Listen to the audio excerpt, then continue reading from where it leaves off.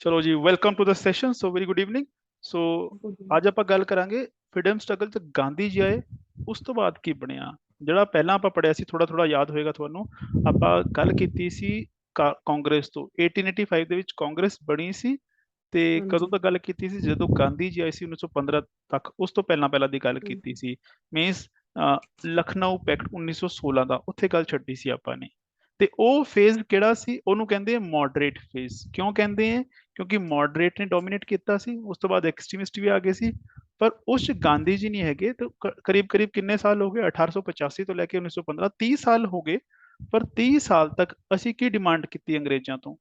Initially ਸਾਡੀ ਕੋਈ ਐਸਾ ਡਿਮਾਂਡ ਨਹੀਂ ਸੀਗੀ। ਅਸੀਂ ਸਿਰਫ ਆਪਣੀ ਜਿਹੜੀ ਬੇਸਿਕ ਨੀਡਸ ਨੇ, ਹੈ ਨਾ, ਜਿਹੜਾ ਪ੍ਰਸ਼ਾਸਨਿਕ ਮੁੱਦੇ ਹੋ ਗਏ, ਇਕਨੋਮਿਕ ਮੁੱਦੇ ਹੋ ਗਏ, ਉਹਨਾਂ ਤੇ ਗੱਲ ਕਰਦੇ ਵੀ ਸਾਨੂੰ ਆਹ ਚੀਜ਼ ਦੇ ਦਿਓ। ਆ ਪੇਪਰ ਦੋਵੇਂ ਪਾਸੇ ਕੰਡਕਟ ਕਰਾ ਲਓ ਜੀ, ਆਈਐਸ ਦਾ ਇੰਗਲੈਂਡ 'ਚ ਵੀ ਕਰਾ ਲਓ ਤੇ ਉੱਥੇ ਕਰਾਉਂਦੇ ਹੋ ਇੰਡੀਆ 'ਚ ਵੀ ਕਰਾ ਲਓ। ਕੁਛ ਏਦਾਂ ਦੀ ਗੱਲਾਂ ਆਪਾਂ ਕਰਦੇ ਸੀ।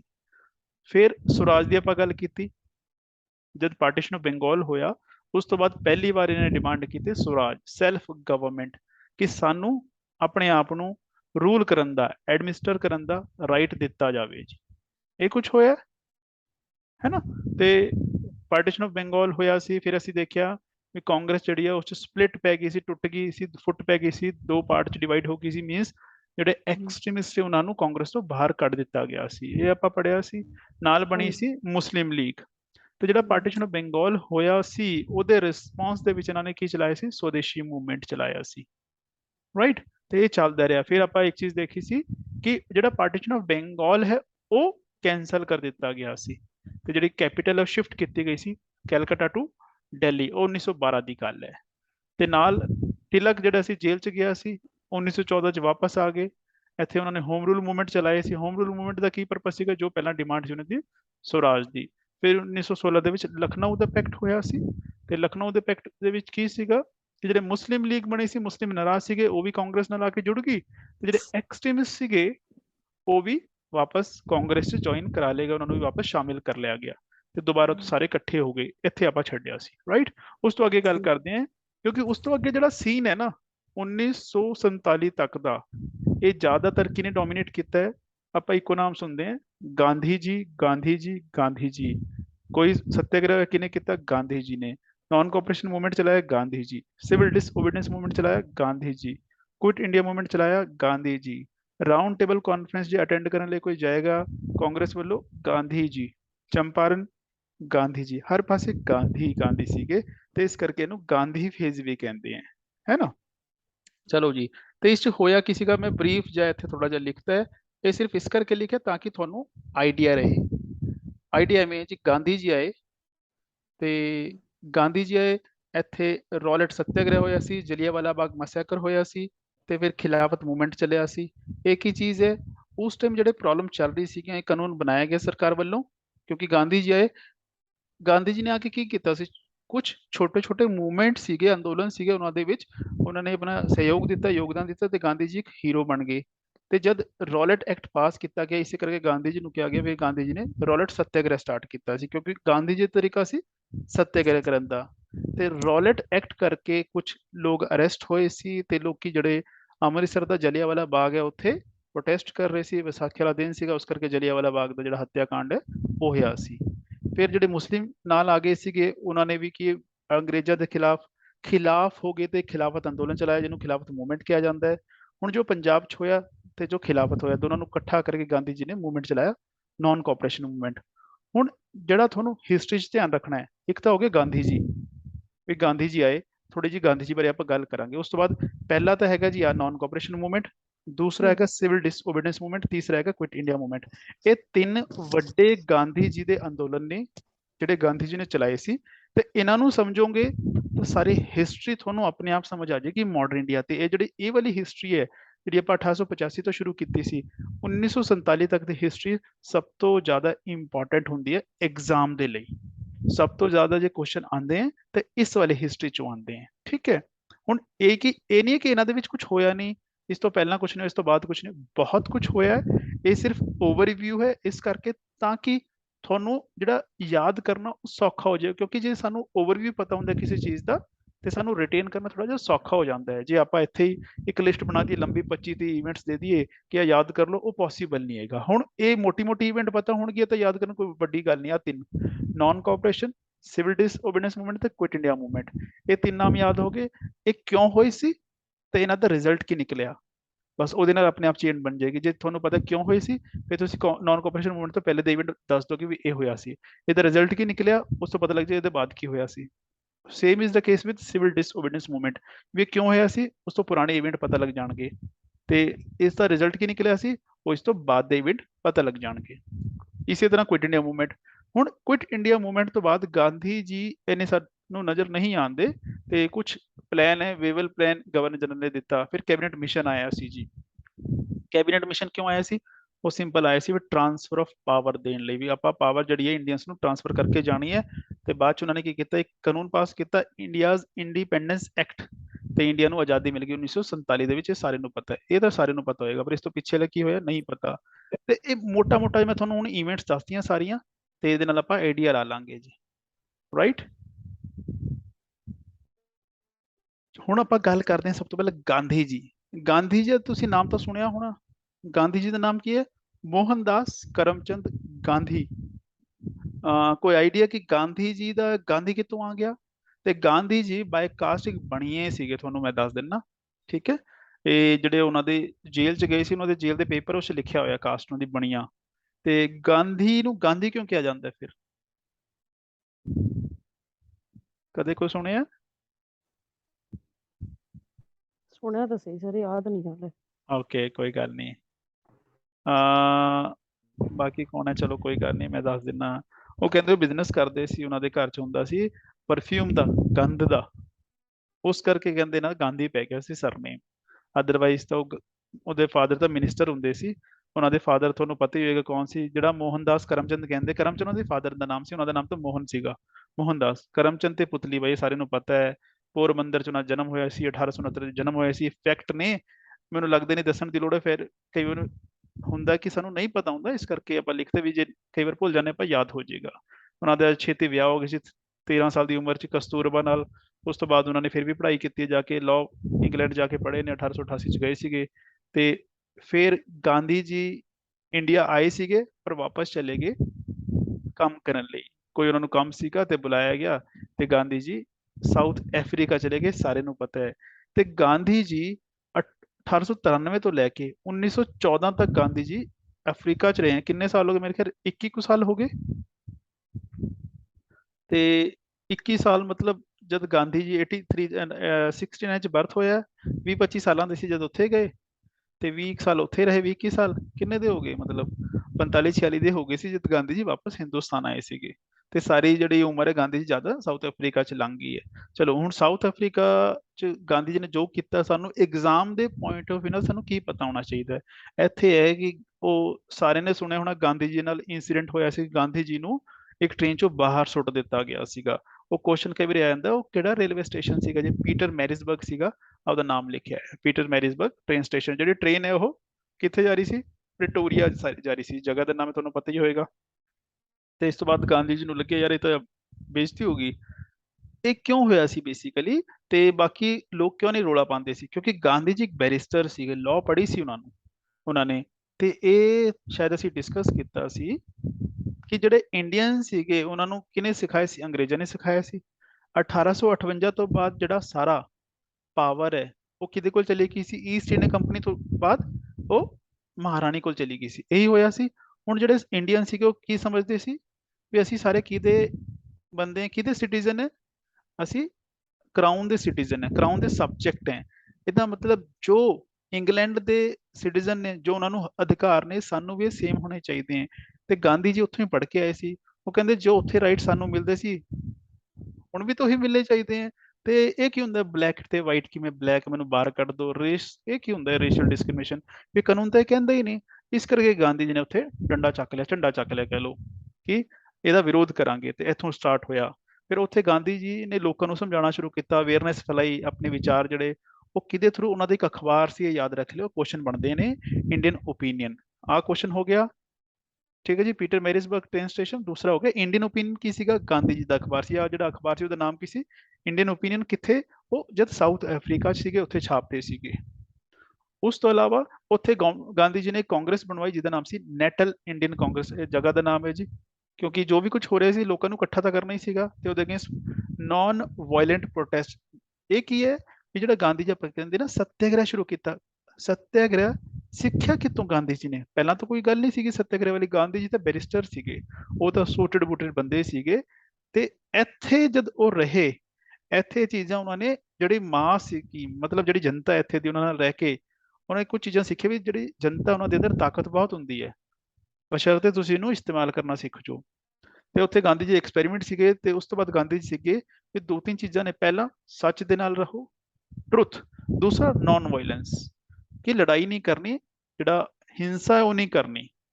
ਤੇ ਇੱਥੋਂ ਨਿਕਲਿਆ ਸੱਤਿਆਗ੍ਰਹਿ ਦਾ ਉਹਨਾਂ ਦਾ ਕਨਸੈਪਟ ਵੀ ਜਦ ਵੀ ਲੜਾਂਗਾ ਸੱਤਿਆਗ੍ਰਹਿ ਦੇ ਨਾਲ, ਮਤਲਬ ਜਿਹੜਾ ਸੱਚਾ ਬੰਦਾ ਹੈ ਉਹ ਟਿਕੇਗਾ, ਹੋਰ ਕੋਈ ਨਹੀਂ ਟਿਕੇਗਾ।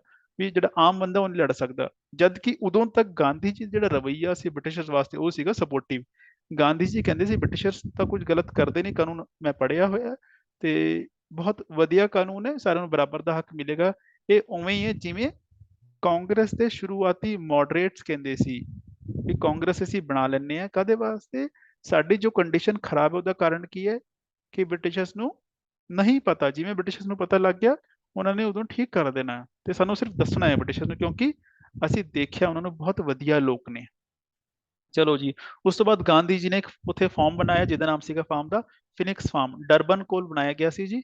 ਤੇ ਉੱਥੋਂ ਕਹਿੰਦੇ ਸੱਤਿਆਗ੍ਰਹਿ ਦੀ ਸ਼ੁਰੂਆਤ ਕੀਤੀ ਸੀ ਗਾਂਧੀ ਜੀ ਨੇ। ਇਹ ਕੁਝ ਫੈਕਟ ਨੇ ਤੇ ਸਾਨੂੰ ਐਗਜ਼ਾਮ ਦੇ ਪੁਆਇੰਟ ਆਫ ਨਾਲ ਪਤਾ ਹੋਣੇ ਚਾਹੀਦੇ ਹੈ। ਤੇ ਆ ਜਿਹੜਾ ਸੀਗਾ ਇਹ ਬੋਰਵਾਰ ਕੀ ਇੱਕ ਲੜਾਈ ਹੋਈ ਸੀ, ਤੇ ਗਾਂਧੀ ਜੀ ਕਿਉਂਕਿ ਸਪੋਰਟਿਵ ਸੀ ਅੰਗਰੇਜ਼ਾਂ ਦੇ, ਤੇ ਕਹਿੰਦੇ ਇੰਨਾ ਕੁ ਸੀਗਾ ਕਿ ਗਾਂਧੀ ਜੀ ਨੇ ਲੜਾਈ ਦੇ ਵਿੱਚ ਉਹਨਾਂ ਦੀ ਮਦਦ ਕੀਤੀ ਸੀ। ਇੱਕ ਗਰੁੱਪ ਬਣਾਇਆ ਇੰਡੀਅਨ ਐਂਬੂਲੈਂਸ ਕਾਰਪਸ, ਤਾਂ ਕਿ ਜਿਹੜੇ ਸੋਲਜਰ ਨੇ ਉਹਨਾਂ ਦੀ ਮਦਦ ਕਰ ਸਕੇ, ਕੋਈ ਫੱਟੜ ਹੋ ਗਿਆ ਉਹਦੀ ਹੈਲਪ ਕਰਦੀ। ਇਹ ਗਾਂਧੀ ਜੀ ਉਦੋਂ ਕਰਦੇ ਤੇ ਉਹਨਾਂ ਨੂੰ ਮੈਡਲ ਵੀ ਮਿਲਿਆ ਸੀ ਇਸ ਕਰਕੇ।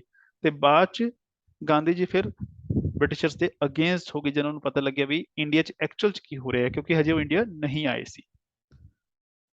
ਇੱਕ ਉਹ ਸੀਗਾ ਫਿਨਿਕਸ ਫਾਰਮ, ਦੂਸਰਾ ਗਾਂਧੀ ਜੀ ਨੇ ਬਣਾਇਆ ਸੀ ਟਾਲਸਟਾਏ ਫਾਰਮ। ਇਹ ਕੁਐਸਚਨ ਬਣ ਕੇ ਗਾਂਧੀ ਜੀ ਨੇ ਦੋ ਫਾਰਮ ਸੀਗੇ ਉੱਥੇ, ਟਾਲਸਟਾਏ ਤੇ ਫਿਨਿਕਸ ਫਾਰਮ। ਜਿਵੇਂ ਇੱਥੇ ਸੀਗਾ ਜਿਹੜਾ ਗਾਂਧੀ ਜੀ ਦਾ ਫਾਰਮ ਸੀ ਆਸ਼ਰਮ ਕਹਿ ਲਓ, ਉਹਦਾ ਨਾਮ ਕੀ ਸੀਗਾ? ਸਾਬਰਮਤੀ ਆਸ਼ਰਮ। ਜਿਹੜਾ ਦੂਸਰਾ ਸੀਗਾ ਗਾਂਧੀ ਜੀ ਇੱਥੇ ਆਸ਼ਰਮ ਉਹ ਸੀਗਾ ਵਰਧਾ ਆਸ਼ਰਮ, ਹੈ ਨਾ। ਇਹ ਚੀਜ਼ਾਂ ਪਤਾ ਹੋਣੀ ਚਾਹੀਦੀਆਂ। ਚਲੋ ਉਸ ਤੋਂ ਬਾਅਦ ਇੱਥੇ ਜਿਹੜਾ ਗਾਂਧੀ ਜੀ 1906 ਦੇ ਵਿੱਚ ਪਹਿਲਾ ਸੱਤਿਆਗ੍ਰਹਿ ਲਾਂਚ ਕੀਤਾ ਸੀ। ਉਹ ਕਿਉਂ ਕੀਤਾ ਸੀ? ਆ ਇੱਕ ਕਾਨੂੰਨ ਪਾਸ ਹੋਇਆ ਸੀ, ਆਰਡੀਨੈਂਸ, ਮਤਲਬ ਕਾਨੂੰਨ ਬਣਿਆ ਨਹੀਂ ਸੀ ਪਰ ਪਾਸ ਕਰਤਾ ਸੀ ਉਹਨੂੰ, ਸਟਾਰਟਿੰਗ 'ਚ ਅਨਾਉਂਸ ਕਰਤਾ ਸੀ, ਟਰਾਂਸਵਲ ਏਸ਼ੀਆਟਿਕ। ਇਹਦਾ ਕੀ ਸੀਗਾ ਵੀ ਜਿਹੜੇ ਲੋਕਲ ਇੰਡੀਅਨ ਸੀਗੇ ਇਹ ਉਹਨਾਂ ਦੇ ਵਿਰੁੱਧ ਬਣਾਇਆ ਸੀਗਾ।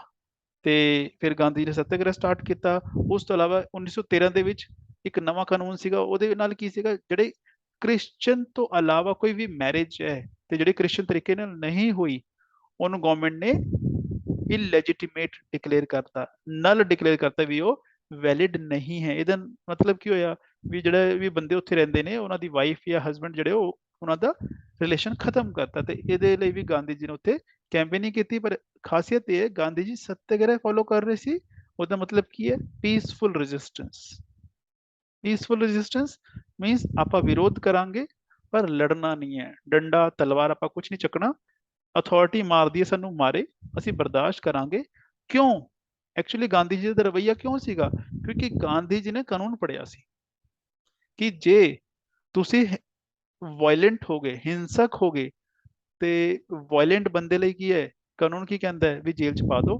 ਤੇ ਉੱਥੇ ਜਿਹੜੇ ਪੀਨਲ ਕੋਡ ਹੈ, ਜਿਹੜਾ ਲਾਅ ਹੈ, ਉਸ ਲਿਖੀ ਹੈ ਇੰਨੇ ਸਾਲ ਦੀ ਸਜ਼ਾ ਹੋਣੀ ਚਾਹੀਦੀ ਹੈ।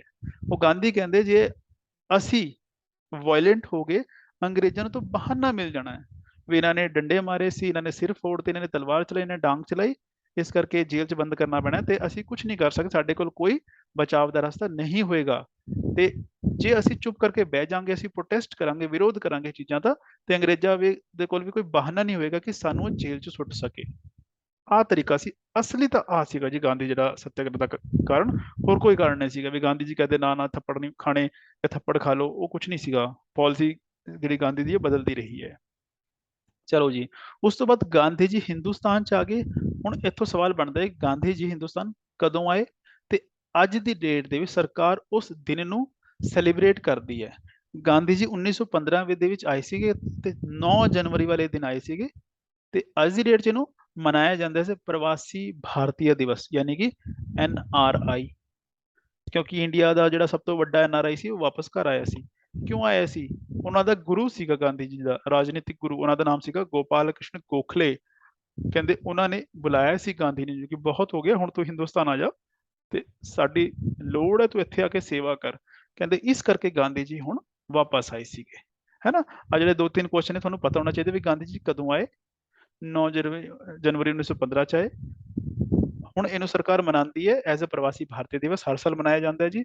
ਤੇ ਜਨਵਰੀ ਚ ਦੇਖ ਲਓ ਜਦ ਵੀ ਹੁੰਦਾ ਹੈ ਤੇ ਉਦੋਂ ਨਾ ਇੱਕ ਫੰਕਸ਼ਨ ਕਰਦੀ ਹੈ ਗਵਰਨਮੈਂਟ ਆਫ ਇੰਡੀਆ ਤੇ ਉੱਥੇ ਬਾਹਰੋਂ ਬੰਦੇ ਬੁਲਾਉਂਦੀ ਹੈ, NRIs ਬੁਲਾਉਂਦੀ ਹੈ, PIOs ਨੂੰ ਬੁਲਾਉਂਦੀ ਹੈ ਤੇ ਉਹਨਾਂ ਨੂੰ ਕੀ ਦਿੰਦੀ ਹੈ?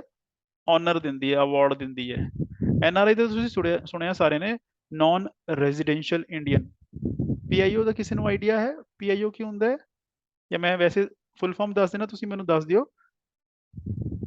person of Indian origin या people of Indian origin, person of Indian origin, ਵੀ ਉਹ ਬੰਦਾ ਜਿਹੜਾ ਜਿਹਦਾ ਮੂਲ ਜਿਹੜਾ ਹੈ ਉਹ ਹਿੰਦੁਸਤਾਨ ਤੋਂ ਹੈ।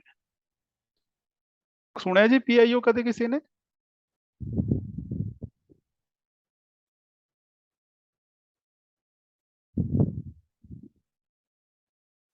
ਨਹੀਂ ਸੁਣਿਆ? ਓਕੇ, PIO ਦਾ ਮਤਲਬ ਕੀ ਹੈ ਕਿ ਉਹ ਬੰਦੇ, ਉਹਨਾਂ ਨੂੰ ਕਹਿੰਦੇ ਆਪਾਂ PIO, ਜਿਹੜੇ ਅੱਜ ਬਾਹਰ ਰਹਿੰਦੇ ਨੇ ਤੇ ਉਹਨਾਂ ਨੇ ਕਦੇ ਇੰਡੀਆ ਨਹੀਂ ਦੇਖਿਆ।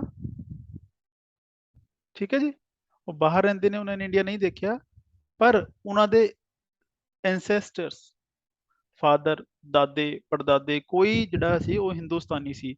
ਉਹ ਇੱਥੋਂ ਜਿਹੜਾ ਬੰਦਾ ਸੀ ਹਿੰਦੁਸਤਾਨ ਤੋਂ, ਇੰਡੀਆ ਤੋਂ, ਉਹ ਕਦੇ ਗਿਆ ਸੀ ਬਾਹਰਲੇ ਮੁਲਕ, ਉਹਨੂੰ ਲੈ ਗਏ ਸੀ, ਉਹ ਗਿਆ ਸੀ, ਉੱਥੇ ਹੀ ਬਸ ਗਿਆ। ਉਹਦੀ ਜਿਹੜੀ ਪੀੜ੍ਹੀ ਹੈ ਅੱਗੇ ਵਾਲੀ ਜਿਹੜੀ ਹੁਣ ਉਹ ਵਾਲੀ ਪੀੜ੍ਹੀ ਹੈ, ਉਹ ਕਦੇ ਹਿੰਦੁਸਤਾਨ ਨਹੀਂ ਹੋਈ।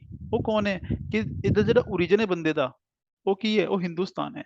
ਤੇ ਉਹ ਪਰਸਨ ਕਿਹੜਾ ਹੈ ਜਿਹਦਾ ਓਰੀਜਨ ਹਿੰਦੁਸਤਾਨ ਚ, ਤੇ ਹੋ ਗਿਆ ਪਰਸਨ ਆਫ ਇੰਡੀਅਨ ਓਰੀਜਨ, ਤੇ ਇਹਨਾਂ ਨੂੰ ਬੁਲਾਇਆ ਜਾਂਦਾ ਹੈ। ਠੀਕ ਹੈ, ਚਲੋ ਆਪਾਂ ਅੱਗੇ ਗੱਲ ਕਰਦੇ। ਹੁਣ ਗਾਂਧੀ ਜੀ ਆਏ ਤੇ ਗਾਂਧੀ ਜੀ ਕੌਣ ਜਾਣਦਾ ਸੀ? ਗਾਂਧੀ ਜੀ ਕੋਈ ਵੀ ਨਹੀਂ। ਤੇ ਪਰ ਗੋਪਾਲ ਕ੍ਰਿਸ਼ਨ ਗੋਖਲੇ ਨੇ ਬੁਲਾਇਆ ਸੀ ਤਾਂ ਆਬਵੀਅਸ ਹੈ ਲੋਕਾਂ ਨੂੰ ਕੁਝ ਤਾਂ ਪਤਾ ਹੋਏਗਾ ਉਹਨਾਂ ਦੇ ਬਾਰੇ। ਪਰ ਗਾਂਧੀ ਜੀ ਅਜੇ ਕੋਈ ਵੱਡੇ ਲੀਡਰ ਨਹੀਂ ਸੀਗੇ ਕਿ ਜਿੱਥੇ ਉਹਨਾਂ ਨੂੰ ਸਾਰੀ ਲੀਡਰਸ਼ਿਪ ਫੜਾ ਦਿੱਤੀ ਜਾਵੇ ਕਿ ਗਾਂਧੀ ਜੀ ਸਾਂਭੋ ਹਿੰਦੁਸਤਾਨ ਨੂੰ, ਇਹੋ ਕੁਝ ਨਹੀਂ ਸੀਗਾ। ਤੇ ਇਸ ਕਰਕੇ ਕਿਹਾ ਜਾਂਦਾ ਗਾਂਧੀ ਜੀ ਨੇ ਕੁਝ ਸਾਲ ਇੰਡੀਆ ਨੂੰ ਘੁੰਮ ਘੁੰਮ ਕੇ ਦੇਖਿਆ ਹੈ, ਉਹ ਸਾਰੇ ਪਾਸੇ ਗਏ ਨੇ। ਤੇ ਇੱਕ ਚੀਜ਼ ਹੋਰ, ਜਿਹੜਾ ਆਪਾਂ ਗਾਂਧੀ ਦੇਖਦੇ ਹਾਂ, ਦੋ ਰੂਪ ਦੇਖਦੇ ਹਾਂ ਗਾਂਧੀ ਜੀ ਦੇ। ਜਿਹੜਾ ਅੱਜ ਕਾਗਜ਼ ਦੇ ਨੋਟ ਤੇ ਛਪਿਆ ਹੋਇਆ ਗਾਂਧੀ ਹੈ ਜਾਂ ਕਿਤੇ ਵੀ ਫੋਟੋ ਦੇਖਦੇ ਹਾਂ ਉਸ 'ਚ ਗਾਂਧੀ ਜੀ ਕੀ ਦਿਖਦਾ ਹੈ? ਜਿਹਨੇ ਲਾਇਨ ਕਲੋਥ ਪਾਇਆ ਹੋਇਆ, ਮੀਨਸ ਜਿਹਨੇ ਧੋਤੀ ਪਾਈ ਹੋਈ ਹੈ, ਵਾਈਟ ਧੋਤੀ, ਤੇ ਹੱਥ 'ਚ ਸੋਟਾ ਫੜਿਆ ਹੋਇਆ ਤੇ ਇੱਕ ਸਪੈਕਸ, ਬਾਕੀ ਕੁਝ ਨਹੀਂ ਪਾਉਂਦੇ ਸੀ ਗਾਂਧੀ ਜੀ। ਜਦ ਕਿ ਜਿਹੜੀ ਪੁਰਾਣੀ ਫੋਟੋ ਦੇਖੇਗੀ ਗਾਂਧੀ ਜੀ ਬੈਰਿਸਟਰ ਸੀਗੇ, ਉਹ 3 ਪੀਸ ਸੂਟ ਪਾਉਂਦੇ ਸੀ, ਗਾਂਧੀ ਜੀ ਕੋਟ ਪੈਂਟ ਪਾਇਆ ਹੁੰਦਾ ਸੀ ਉਹਨਾਂ ਨੇ। ਤੇ ਇਹ ਜਿਹਾ ਕੀ ਹੋਇਆ ਵੀ ਗਾਂਧੀ ਜੀ ਨੇ ਸਭ ਕੁਝ ਬਦਲ ਕੇ ਉਸ ਆਮ ਜਿਹੜੀ ਭੂਸ਼ਾ ਕਹਿ ਲਓ, ਮੀਨਸ ਜਿਹੜਾ ਅਟਾਇਰ ਸੀ, ਆਮ ਕੱਪੜੇ ਸੀ, ਉਸ 'ਚ ਆ ਗਏ। ਉਹ ਕਹਿੰਦੇ ਗਾਂਧੀ ਜੀ ਨੇ ਜਦ ਹਿੰਦੁਸਤਾਨ ਨੂੰ ਦੇਖਿਆ ਤੇ ਉਹਨਾਂ ਨੇ ਇੱਕ ਚੀਜ਼ ਦੇਖੀ ਵੀ ਹਿੰਦੁਸਤਾਨ ਦੇ ਵਿੱਚ ਗਰੀਬੀ ਹੈ। ਤੇ ਦੂਸਰੇ, ਜਦ ਹਿੰਦੁਸਤਾਨ 'ਚ ਉਹ ਲੋਕਾਂ ਨਾਲ ਗੱਲ ਕਰਦੇ ਆ ਤੇ ਲੋਕੀ ਉਹਨਾਂ ਨੂੰ ਓਪਰਾ ਸਮਝਦੇ ਨੇ, ਕਿਉਂਕਿ ਗਾਂਧੀ ਜੀ ਉਹਨਾਂ ਦੇ ਵਰਗੇ ਨਹੀਂ ਦਿਖਦੇ। ਗਾਂਧੀ ਜੀ ਤਾਂ ਇੱਕ ਜੈਂਟਲਮੈਨ ਦਿਖਦੇ, ਸੁੱਟ ਬੁੱਟ ਜੇ। ਉਹ ਕਹਿੰਦੇ ਸੀ ਵੀ ਚਲੋ ਕੋਈ ਬਾਬੂ ਆਇਆ ਤੇ 4 ਗੱਲਾਂ ਕਰੂਗਾ, ਤੁਰ ਜਾਊਗਾ, ਇਹ ਤਾਂ ਰੋਜ਼ ਆਉਂਦੇ ਰਹਿੰਦੇ ਆ। ਤੇ ਗਾਂਧੀ ਜੀ ਨੇ ਇੱਕ ਚੀਜ਼ ਦੇਖੀ ਵੀ ਜੇ ਮੈਂ ਇਹਨਾਂ ਦੇ ਵਰਗਾ ਬਣ ਜਾਵਾਂ ਤੇ ਫਿਰ ਸ਼ਾਇਦ ਮੇਰੇ ਨਾਲ ਗੱਲ ਕਰਨਗੇ। ਤੇ ਗਾਂਧੀ ਜੀ ਨੇ ਉਦੋਂ ਆਪਣੇ ਜਿਹੜੇ ਕੱਪੜੇ ਉਹ ਬਦਲਤੇ, ਕਿਉਂਕਿ ਗਰੀਬੀ, ਕਹਿੰਦਾ ਹਿੰਦੁਸਤਾਨ ਸਾਰਾ ਗਰੀਬ ਹੈ ਤੇ ਮੈਂ ਹੁਣ ਕੱਪੜੇ ਉਦੋਂ ਹੀ ਪਾਉਂਗਾ ਜਦ ਇਹਨਾਂ ਦਾ ਹਾਲਾਤ ਸੁਧਰਨਗੇ। ਤੇ ਗਾਂਧੀ ਜੀ ਨੇ ਇਸ ਕਰਕੇ ਵੀ ਜੇ ਮੇਰੇ ਨਾਲ ਗੱਲ ਕਰਨੀ, ਇਹਨਾਂ ਦੇ ਵਰਗਾ ਮੈਨੂੰ ਬਣਨਾ ਪਏਗਾ। ਤੇ ਫਿਰ ਗਾਂਧੀ ਜੀ ਨੇ ਕੱਪੜੇ ਛੱਡਤੇ ਸੀ ਤੇ ਗਾਂਧੀ ਜੀ ਨੇ ਉਹ ਜਿਹੜੇ ਕੱਪੜੇ ਪਾਉਂਦੇ ਸੀ ਉਹ ਵੀ ਆਪ ਹੀ ਬਣਾਉਂਦੇ ਸੀ। ਚਰਖਾ ਇਸੇ ਕਰਕੇ ਗਾਂਧੀ ਜੀ ਨੇ ਪੋਪੂਲਰਾਈਜ਼ ਕੀਤਾ ਸੀ ਵੀ ਅਸੀਂ ਅੰਗਰੇਜ਼ਾਂ ਦਾ ਕੁਝ ਵੀ ਨਹੀਂ ਪਾਣਾ। ਠੀਕ ਹੈ ਜੀ। ਹੁਣ ਜਿਹੜੇ ਗਾਂਧੀ ਜੀ ਦੇ ਸ਼ੁਰੂ ਦੇ 3 ਅੰਦੋਲਨ ਨੇ, ਜਿਹੜੇ ਬੜੇ ਫੇਮਸ ਨੇ, ਬੜੇ ਪਪੂਲਰ ਨੇ, ਤੇ ਇਹਨੂੰ ਤੇ ਦੇਖ ਲਿਓ, ਪਤਾ ਹੋਣਾ ਚਾਹੀਦਾ ਹੈ। ਇੱਕ ਹੈ ਚੰਪਾਰਨ ਦਾ, ਅਹਿਮਦਾਬਾਦ ਤੇ ਖੇੜਾ। 1917 ਚ ਇਹ ਹੋਇਆ ਸੀ ਜੀ, 1918 ਚ ਦੋਨੇ ਨੇ, ਅਹਿਮਦਾਬਾਦ ਪਹਿਲਾਂ ਹੋਏ ਸੀ। ਇਹ ਤਿੰਨਾਂ ਬਾਰੇ ਸਾਨੂੰ ਐਗਜ਼ਾਮ ਦੇ ਪੁਆਇੰਟ ਆਫ ਨਾਲ ਕੀ ਪਤਾ ਹੋਣਾ ਚਾਹੀਦਾ। ਚੰਪਾਰਨ ਬਾਰੇ ਦੇਖ ਲਓ ਵੀ ਚੰਪਾਰਨ ਜਿਹੜਾ ਪਹਿਲਾ ਸਿਵਲ ਡਿਸਓਬੀਡੀਐਂਸ ਮੂਵਮੈਂਟ ਸੀ ਗਾਂਧੀ ਜੀ ਦਾ। ਠੀਕ ਹੈ ਜੀ। ਤੇ ਇਹ ਹੋਇਆ ਕੀ ਸੀ? ਰਾਜਕੁਮਾਰ ਸ਼ੁਕਲਾ ਇੱਕ ਲੀਡਰ ਸੀ ਕਲਟੀਵੇਟ ਕਰਦੇ ਸੀ ਇੰਡੀਗੋ। ਇੰਡੀਗੋ ਕੀ ਹੁੰਦਾ, ਨੀਲ ਦੀ ਖੇਤੀ ਕਰਦੇ ਸੀ। ਉਹਨਾਂ ਨੇ ਗਾਂਧੀ ਜੀ ਨੂੰ ਮਨਾਇਆ ਤੇ ਗਾਂਧੀ ਜੀ ਨੂੰ ਚੰਪਾਰਨ ਬੁਲਾਇਆ, ਬਿਹਾਰ ਦੇ ਵਿੱਚ ਹੈ। ਤਾਂ ਹੀ ਚੰਪਾਰਨ ਦਾ ਸੱਤਿਆਗ੍ਰਹਿ ਕਿਉਂ ਬੁਲਾਇਆ ਸੀ ਕਿ ਜਿਹੜੇ ਉੱਥੇ ਦੇ ਫਾਰਮਰ ਸੀ, ਉੱਥੇ ਦੇ ਕਿਸਾਨ ਸੀ, ਉਹਨਾਂ ਦੀ ਕੰਡੀਸ਼ਨਸ ਠੀਕ ਨਹੀਂ ਹੈ। ਕਿਉਂ ਨਹੀਂ ਹੈ? ਉੱਥੇ ਇੱਕ ਸਿਸਟਮ ਸੀ ਜੀ। ਆ ਕੁਐਸਚਨ ਬਣ ਜਾਂਦਾ ਹੈ ਵੀ ਚੰਪਾਰਨ ਸੱਤਿਆਗ੍ਰਹਿ ਕਿਉਂ ਹੋਇਆ ਸੀ? ਉੱਥੇ 3 ਕਠੀਆ ਸਿਸਟਮ ਸੀ, ਉਹਦੇ ਜਿਹੜੇ ਪ੍ਰਭਾਵ ਪੈ ਰਹੇ ਸੀ, ਜਿਹੜੇ ਉਹਦੇ ਇਫੈਕਟ ਸੀਗੇ, ਉਹ ਗਲਤ ਪੈ ਰਹੇ ਸੀਗੇ ਲੋਕਾਂ ਤੇ। ਜਿਹੜੇ ਕਿਸਾਨ ਸੀ ਉਹ ਪਰੇਸ਼ਾਨ ਸੀ, ਉਸ ਕਰਕੇ ਬੁਲਾਇਆ ਗਿਆ ਸੀ। ਹੁਣ 3 ਕਠੀਆ ਕੀ ਹੈ? 3 ਤਾਂ ਤੁਹਾਨੂੰ ਪਤਾ ਹੀ ਹੈ, ਇਕੱਠੇ ਦਾ ਤੀਜਾ ਹਿੱਸਾ। ਠੀਕ ਹੈ, ਇਹ ਉੱਥੇ ਦੀ ਯੂਨਿਟ ਸੀਗੀ ਜ਼ਮੀਨ ਨੂੰ ਨਾਪਣ ਦੀ, ਵੀ 3/20 ਹਿੱਸਾ ਜ਼ਮੀਨ ਦਾ, ਉਹਨੂੰ 3 ਕਠੀਆ ਕਹਿੰਦੇ ਸੀ।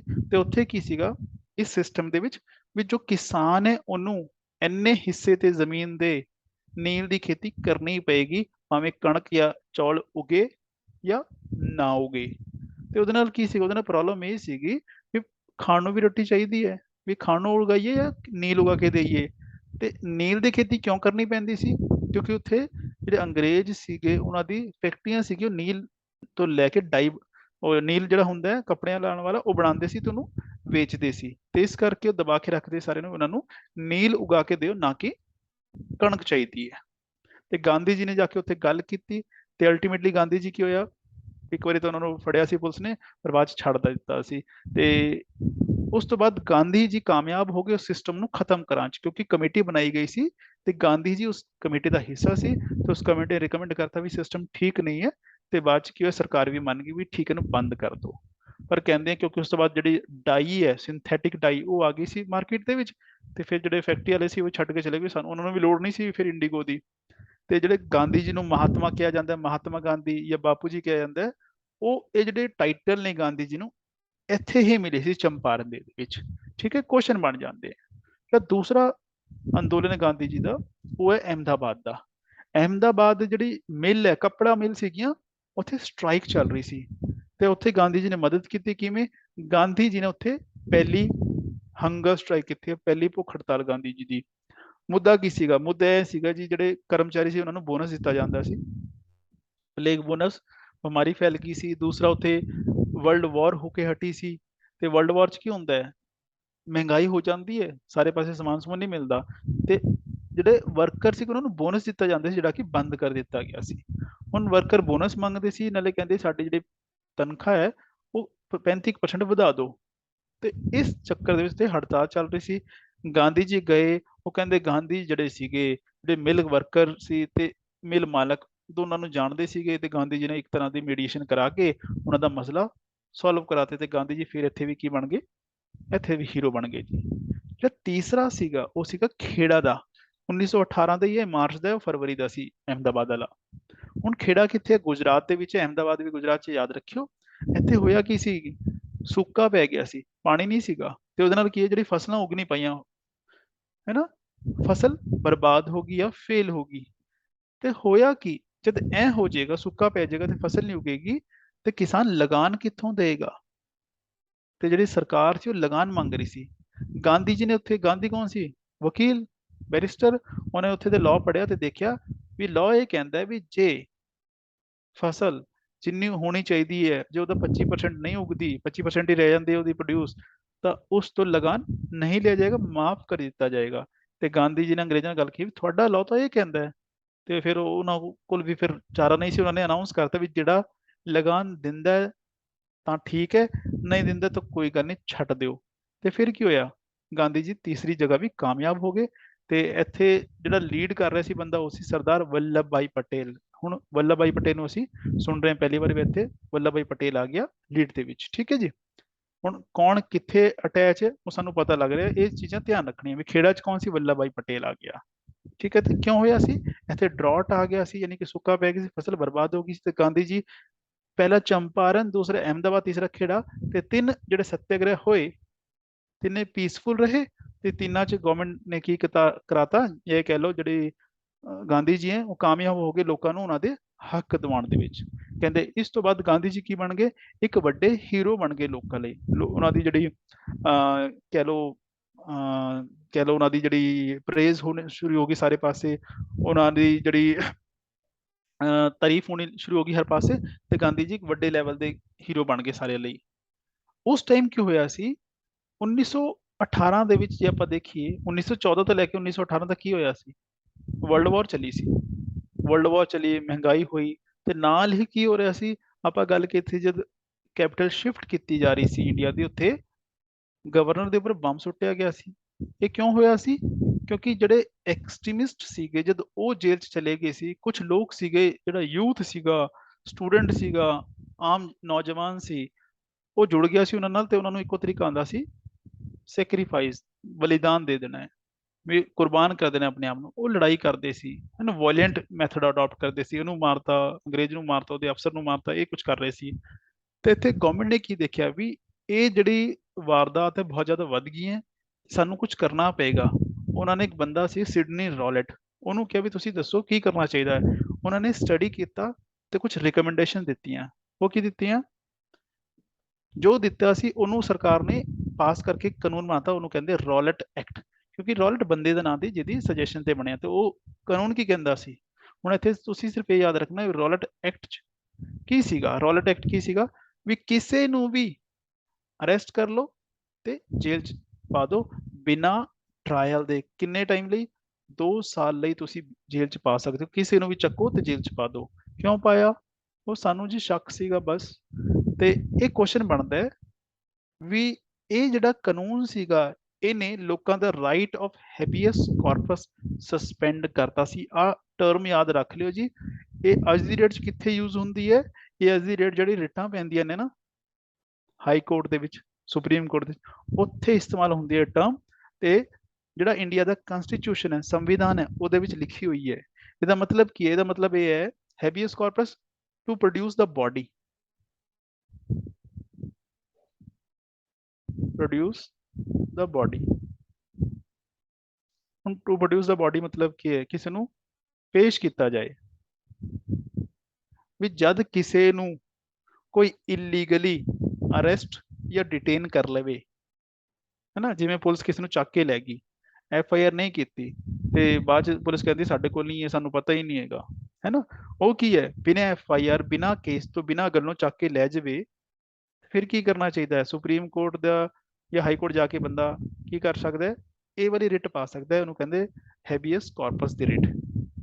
ਫਿਰ ਜੇ ਸੁਪਰੀਮ ਕੋਰਟ ਜਾਂ ਹਾਈ ਕੋਰਟ ਜਿਹਦੇ ਕੋਲ ਬੰਦਾ ਜਾਏਗਾ, ਕਿਉਂਕਿ ਇਹ ਸੰਵਿਧਾਨ ਦੇ ਵਿੱਚ ਲਿਖਿਆ ਹੋਇਆ ਹੈ, ਤੇ ਸੁਪਰੀਮ ਕੋਰਟ ਜਾਂ ਹਾਈ ਕੋਰਟ ਕੀ ਕਰੇਗਾ? ਇੱਕ ਆਰਡਰ ਇਸ਼ੂ ਕਰੇਗਾ ਹੈਬੀਅਸ ਕਾਰਪਸ ਦਾ। ਇਹਦਾ ਮਤਲਬ ਹੈ ਕਿ ਲਿਆਓ ਵੀ, ਉਹ ਬੰਦੇ ਨੂੰ ਲਿਆਓ, ਜੇ ਤੁਹਾਡੇ ਕੋਲ ਤੁਸੀਂ ਲਿਆਓ, ਨਹੀਂ ਤਾਂ ਫਿਰ ਲੱਭ ਕੇ ਲਿਆਓ, to produce the body.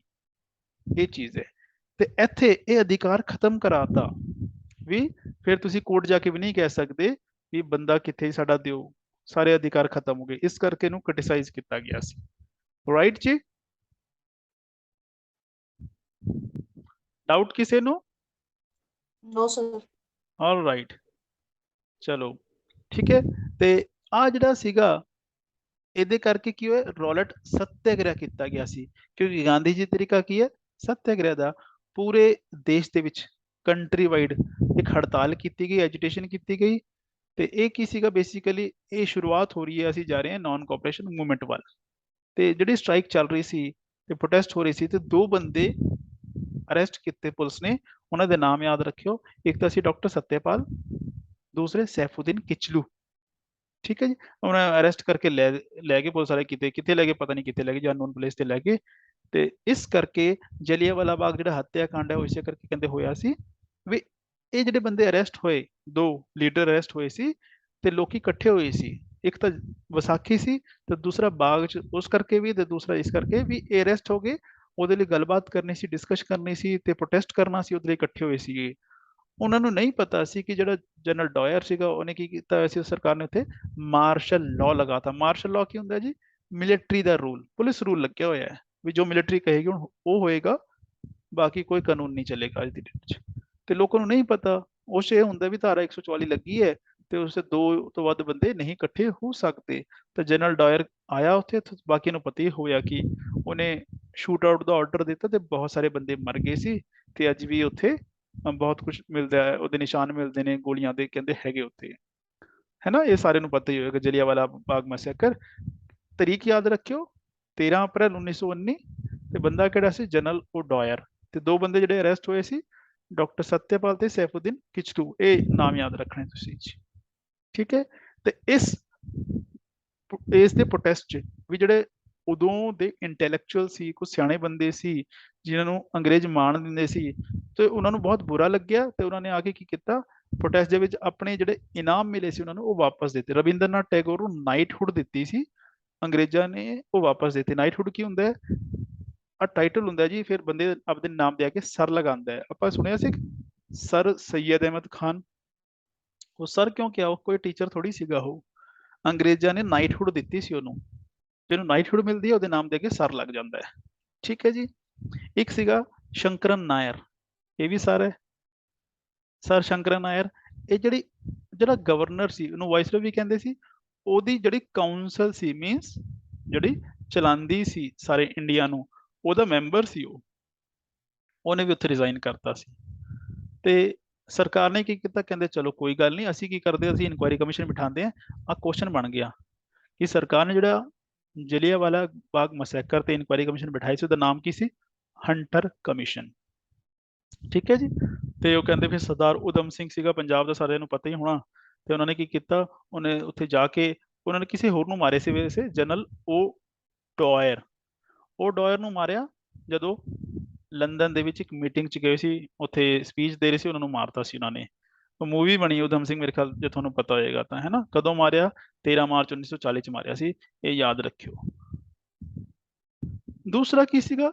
Muslims. ਅਸੀਂ ਗੱਲ ਕੀਤੀ ਸੀ ਮੁਸਲਿਮਸ ਜਿਹੜੇ ਸੀ ਕਿ ਕਿੱਥੇ ਆ ਗਏ ਸੀ? ਲਖਨਊ ਪੈਕਟ ਦੇ ਵਿੱਚ ਜਿਹੜਾ ਹੋਇਆ ਸੀ, ਲਖਨਊ ਪੈਕਟ, ਉਸ 'ਚ ਹੁਣ ਕਾਂਗਰਸ ਨਾਲ ਸਾਂਝੇ ਹੋ ਗਏ ਸੀ, ਕਾਂਗਰਸ ਨਾਲ ਮਿਲ ਗਏ ਸੀ, ਹੈ ਨਾ। ਤੇ ਉਹਨਾਂ ਨੇ ਕੀ ਕੀਤਾ ਸੀ, ਉਹ ਅੰਗਰੇਜ਼ਾਂ ਦੇ ਖਿਲਾਫ ਹੋ ਗਏ ਸੀਗੇ ਤੇ ਉਹਨਾਂ ਨੇ ਖਿਲਾਫਤ ਅੰਦੋਲਨ ਚਲਾਇਆ। ਇਹ ਖਿਲਾਫ ਕਿਉਂ ਹੋ ਗਈ ਸੀ? ਜਿਹੜਾ ਵਿਸ਼ਵ ਯੁੱਧ ਹੋਇਆ, ਜਿਹੜਾ ਵਰਲਡ ਵਾਰ ਹੋਇਆ ਪਹਿਲਾ, ਫਸਟ, ਉਹਦੇ ਵਿੱਚ ਦੋ ਗਰੁੱਪ ਸੀਗੇ ਯੂਰਪ 'ਚ। ਇੱਕ 'ਚ ਇੰਗਲੈਂਡ ਸੀਗਾ ਤੇ ਉਹ ਨਾਲ ਗਰੁੱਪ ਸੀਗਾ, ਦੂਸਰੇ ਪਾਸੇ ਜਰਮਨੀ ਸੀਗਾ ਤੇ ਨਾਲ ਇਹਦੇ ਟਰਕੀ ਵਗੈਰਾ ਸੀਗੇ, ਹੈ ਨਾ।